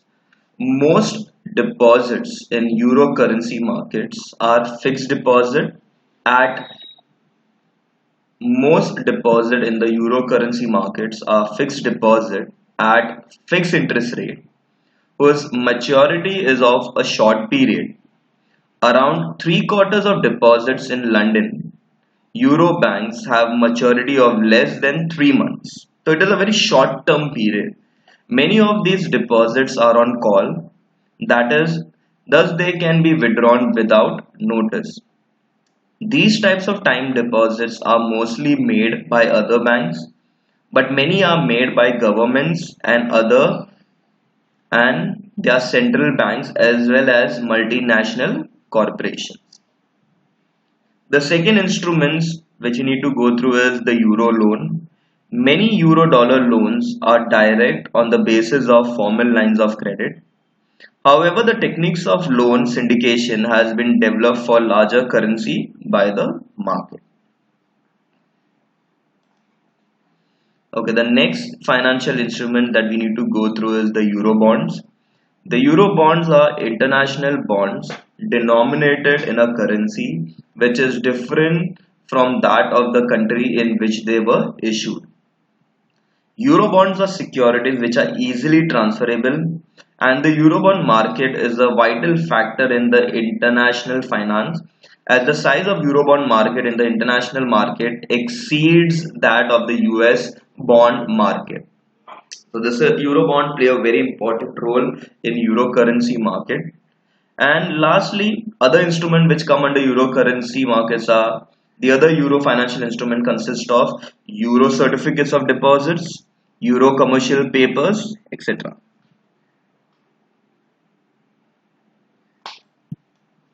The third component of euro currency market comes the transactional structure of euro market. Now, the euro currency market is completely a wholesale market. This we have already, read before. Transactions made are very rarely to be for less than $1 million, while at times they are for $100 million and more. So it is a wholesale and a huge amount is negotiated in euro market. Like the foreign exchange market, the vast bulk is operated to interbank operations. The market is liked by telephone or telecommunication and is focused upon London, which has a share of around one third of the euro currency market. All the euro currency transactions are unsecured credits in nature. Hence, the lender pays a lot of attention to the borrower's status and name. So it is not given to anyone. The person who has financially, strong, has very good goodwill. Only to those the money is usually lent. So these were the components, or these were the three components of euro currency market.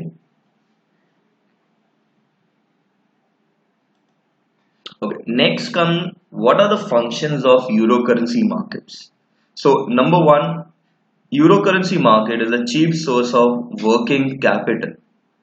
Why? Lesser interest rate is attracted by euro currency loans than the loans of the domestic economy. This is due to low overheads costs. So since the interest rates are less, since the operating or since the overhead cost is less, it becomes a cheap source of working capital. So you can easily get the loan and it will be also at a very low rate of interest. Second function is liquidity. Financial institutions find it highly profitable to hold their idle resources in euro market. Moreover, due to fewer restriction in the market, investor can make investment in better security. So there is no security required. You can directly invest in it. With the absence of tax withholding on interest, there is an advantage in this form.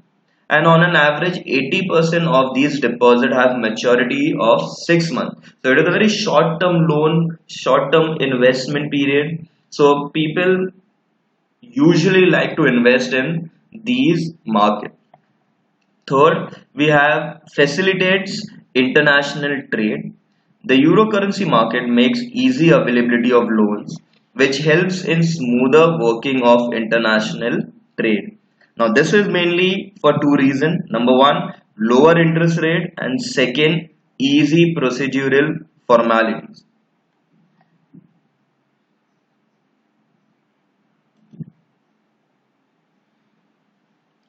Now, the next topic that we need to go under euro currency market is the euro banking, or it is also known as offshore banking. Now, what is this all about? A euro bank is a financial institution that accepts deposits and make loans in foreign currencies. It is not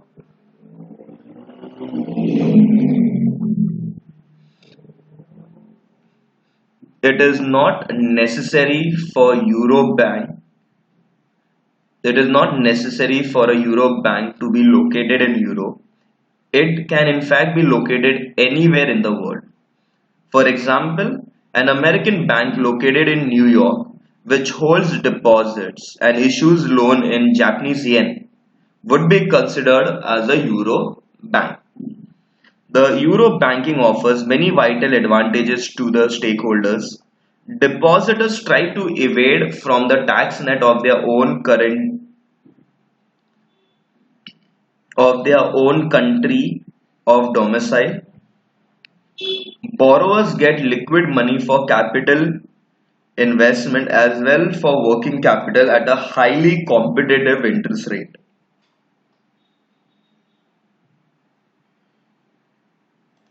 Now, what are the advantages of offshore banking? Number one, access to politically and economically stable jurisdiction.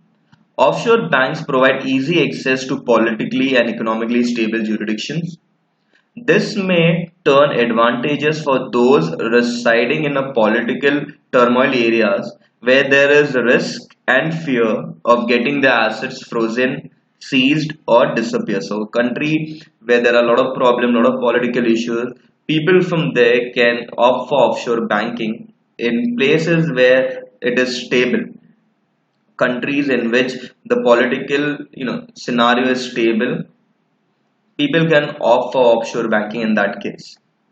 Second, higher interest on deposits. Some offshore banks may operate with a lower cost and greater interest rate rather than the official rate in the home country due to lower overheads and a lack of intervention by the government. Next we have is evasion of tax. Usually interest is by offshore banks without deducting tax. So this is a very important advantage to individuals who like to evade the payment of tax on worldwide income. Next, non-conventional facilities. Some offshore banks offer banking services which are non-available from domestic banks such as the anonymous bank account. So few facilities which are only given to offshore banking which will not be available in the domestic banks are available to the Euro banks. Lastly, other advantage of the banks are that in most offshore banking centers, banks get exemption from the reserve requirement. Entry is easy to establish a branch. In most offshore bank centers, bank get exemption from the reserve requirements. Entry is very easy to establish a bank. Entry is easy to establish a branch. License fees are lower, etc. Now, with the advantages, there are also disadvantages of offshore banking. One of them is the crime and illegal activities. Offshore banking has been associated with the crime economy and organized crime through money laundering. Uh, this is a disadvantage. This is a disadvantage of offshore banking. Money laundering creates a lot of issues. Second, tax loss to the government. Tax evasion is being promoted by offshore banking by giving tax evaders with an attractive place to deposit their hidden income. So basically, it's nothing. You can also term it as black money, encouragement of black money. Third, capital outflow and volatility. Developing countries may suffer due to the speed at which money can be transferred in and out of their economy. And last, it widens the rich and poor gap. Offshore banking is usually more accessible to those on high income because of the cost of establishing and maintaining offshore account. Here, the middle income group suffers the most on account of the tax burden in developed countries.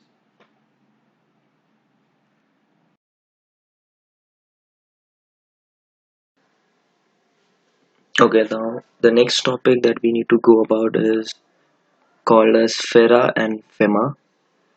But before starting that particular topic, we'll first try building up a scenario about why did these two terms came about and what they are. Okay. So let us take an example. Let's consider that you want to invest. You as an investor, we'll consider like let's say you are an investor and you want to invest. So when let's say when you have got money from foreign and you want to invest it in our country, the very first thing that you will be asked will be from which sources have you got the money from. Okay, and who will be asking this will be the regulatory body. Let's say the regulatory body that governs all of foreign exchanges is SEBI. It will ask you the sources from where you have got this money to invest. And by doing this, basically SEBI wants to know whether the money has come through hawala or through money laundering. Now, let us explain what do you mean by hawala and what do you mean by money lending. So, hawala is basically, now let us understand what is hawala. Now, let us take an example. We'll take Mr. X, a very named singer. He performed in India and he earned a substantial amount of money. Now, as per the rule, he is supposed to be paying tax in India for earning that money in India. However, what he does is that he catches one agent and tells him he wants that amount to be transferred to his he wants the amount to be transferred to his country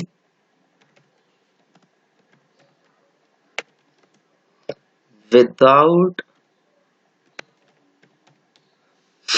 without informing any legal authority. And why does he do this? In order to save tax. So, so as I wrote, as per this example, let's say we had taken Mr. X, a singer who's not residing in India. Okay, he comes to India, he sings, he earns money, so he has to pay tax in India. However, he does not pay the tax. Okay, he catches an agent. He tells him he wants to transfer his amount to his country, but without informing any legal authority. He does that to save tax. So that is the basic meaning of hawala. Now, when we talk about money laundering,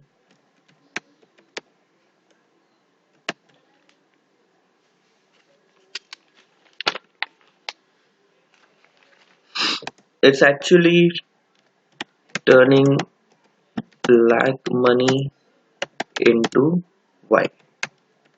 A simple meaning is turning black money into white. So, if you take an example, let's say Mr. X from India, okay, he had a lot of black money. He went outside India, got an agent, and told him to invest in India the amount he gave him, thereby making black money into white. So again, money laundering in simple term was nothing but turning black money into white.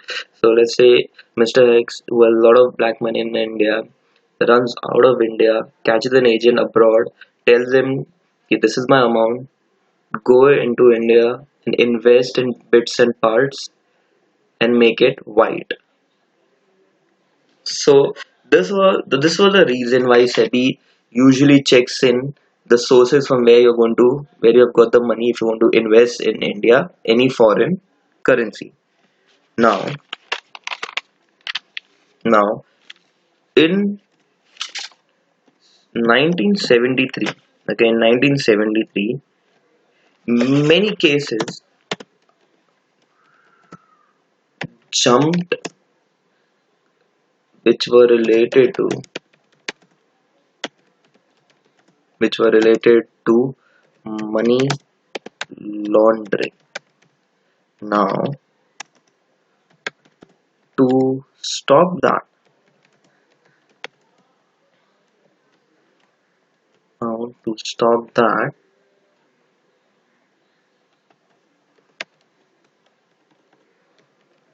FERA was introduced.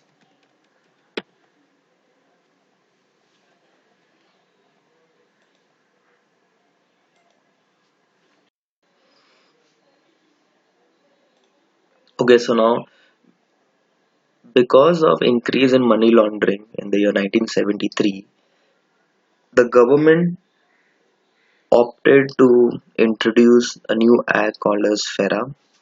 So first we'll note down the full form of FERA. So that is nothing but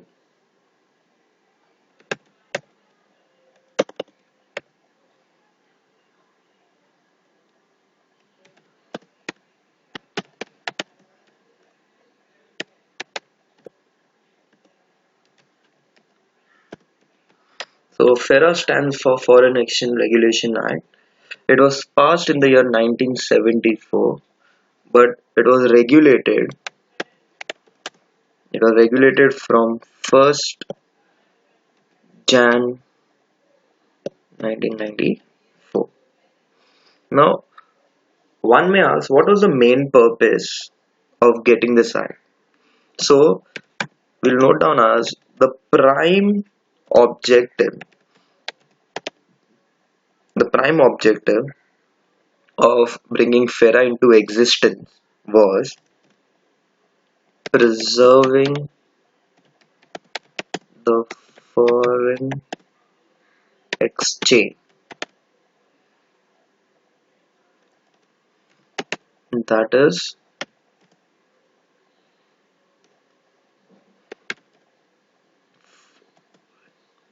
forex transactions were severely controlled by the government. So the main objectives of FERA was preserving and conserving the foreign exchange of the country, and secondly, heavily or severely controlling the foreign transaction.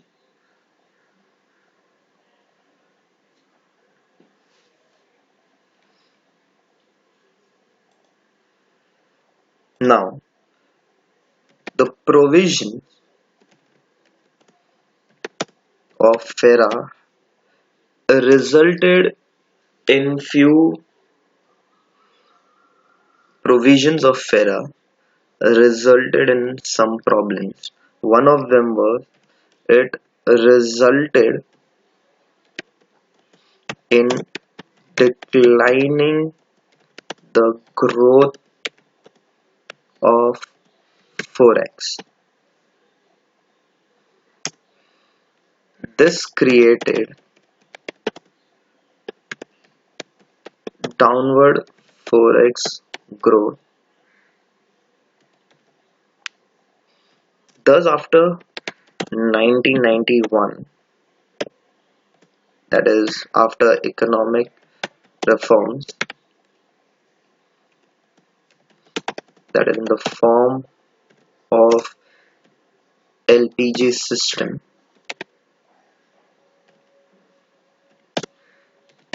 there was a need to bring a liberal law. So, FERA had very severely controlled rule, so which resulted in declining the growth of forex, and it created a downward trend. So that's why after 1991, under economic reform, when LPG system arrived, there really came a problem whereby they needed to find another way, and or there was a need to bring much more liberal law. So FERA was repealed and FEMA came into existence.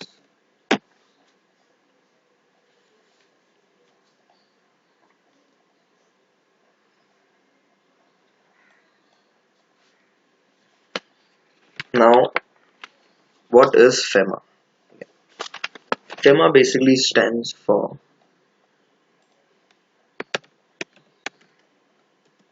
Foreign Exchange Management Act. Again, this was passed in the year 1999 and came into regulation. So it was regulated on 1st June 2000.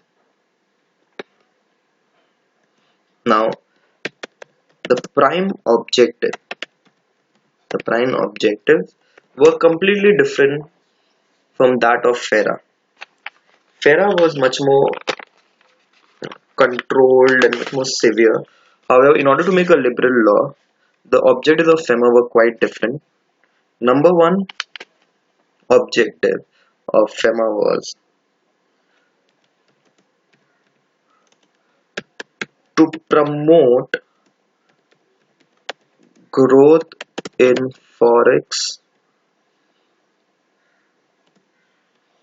and maintain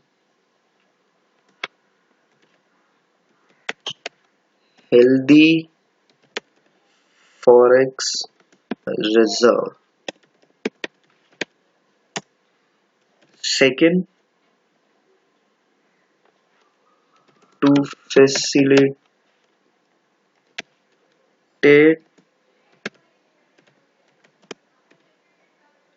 foreign exchange transaction, import and export. So the first two,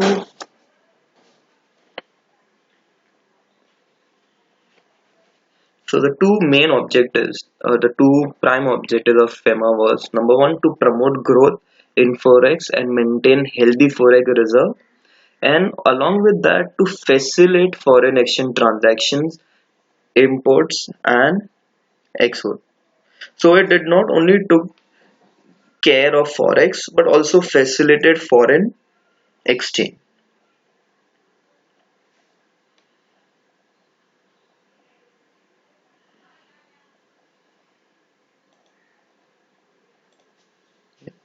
Now, under this act, RBI acts as a watchdog. Now, if it's acting as a watchdog for whom? For persons who hold properties abroad and who makes payment to foreign countries. So this is a very important, one of the important objectives. Okay, under this act, RBI act as a watchdog for the person who hold property abroad and who makes payment to foreign countries. And lastly, the last objective of FEMA was to empower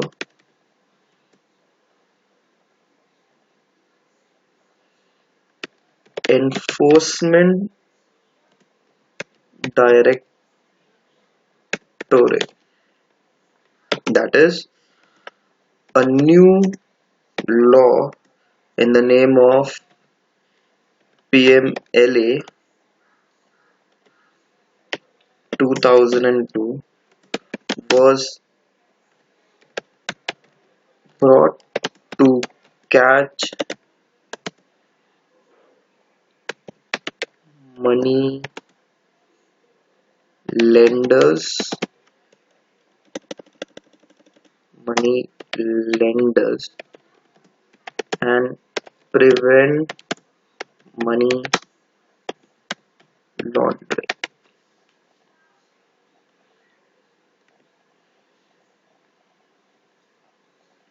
So to now PMLA, it stands for basically Prevention of Money Laundering Act. So FEMA not only, you know, it not so FEMA not only promote the growth of forex but also facilitate foreign exchange transaction and also prevents thereby also prevents money laundering.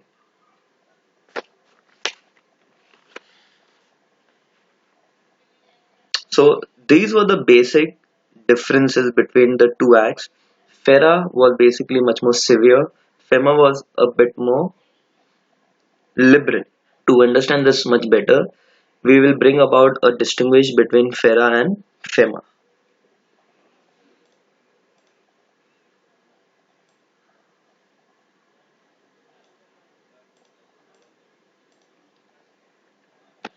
Okay, on one side we'll have FERA, on the other side we will have FEMA. Now, so the very first difference in the FERA. Now, what is FERA? FERA, as we learned earlier, the main objective of FERA was to conserve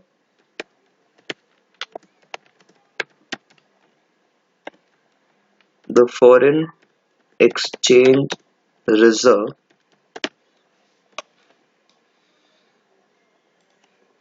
whereas for FEMA it was to promote orderly development and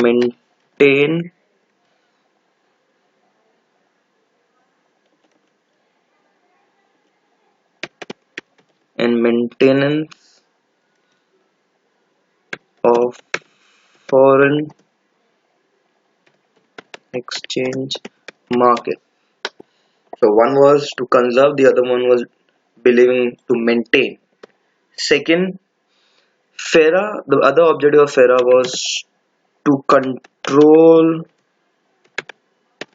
foreign exchange transactions, whereas for FEMA it was all about to manage foreign exchange transaction. The third difference between both of them is FERA Act was quite a bit bulky. So we noted that it was bulky, that is, it was made up of 81 sections, whereas FEMA was a bit shorter. Okay, it was so we can edit it. It is short and precise, that is, it has only 49 sections. The next difference was that FERA made government official more powerful. It made government official more more powerful, whereas in FEMA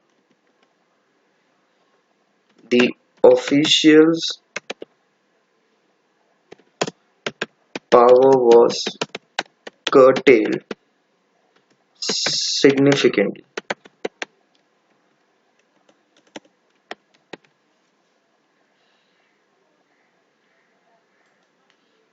The next difference was breaching of this particular law was a criminal offense. So if you were caught under FERA, you were imprisoned. However, in FEMA, breaching of this particular law was a civil offense.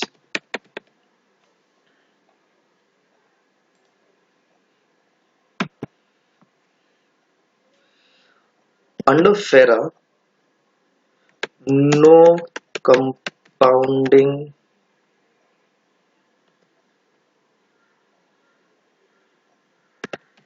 could be there, whereas in FEMA, compounding was allowed. Now, the term compounding stands for payment of money. So in FERA, if you were caught, you were charged with criminal offense, you couldn't get away by paying a penalty. So in FERA, there was compulsory imprisonment. However, in FEMA, compounding was allowed. So if you don't want to be imprisoned, you could pay a penalty and get out of your issues. The next difference was when FERA and FEMA came, then the term which was basically considered was your residential status. Ki, who will be charged with FERA and FEMA? So how will your residential status be decided? So under FERA, only citizenship was the criteria. Okay. So if you were a citizen of India, you would be given your residential status. However, in FEMA, in FEMA, any person who is residing for more than 6 months will have the residential status. So these were the various differences between FERA and FEMA. Prior to this, we learned why FERA came into existence, what was FERA, what were the main objectives of FERA, and FERA couldn't stay for long. So how did FEMA came into existence, and then what were the objectives of FEMA, and then lastly we did the difference between the FERA and FEMA. So with this, we can conclude the topic based on FERA and FEMA.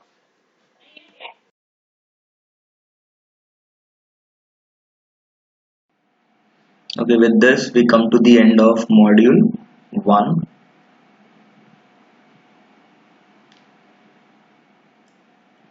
This is the question bank of module 1. So from the exam point of view, you all have to prepare yourself based on these question bank for module 1.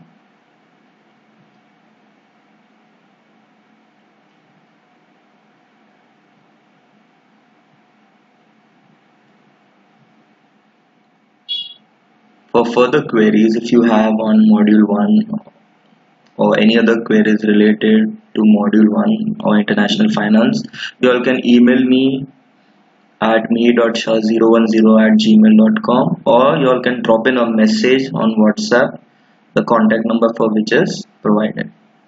Thank you.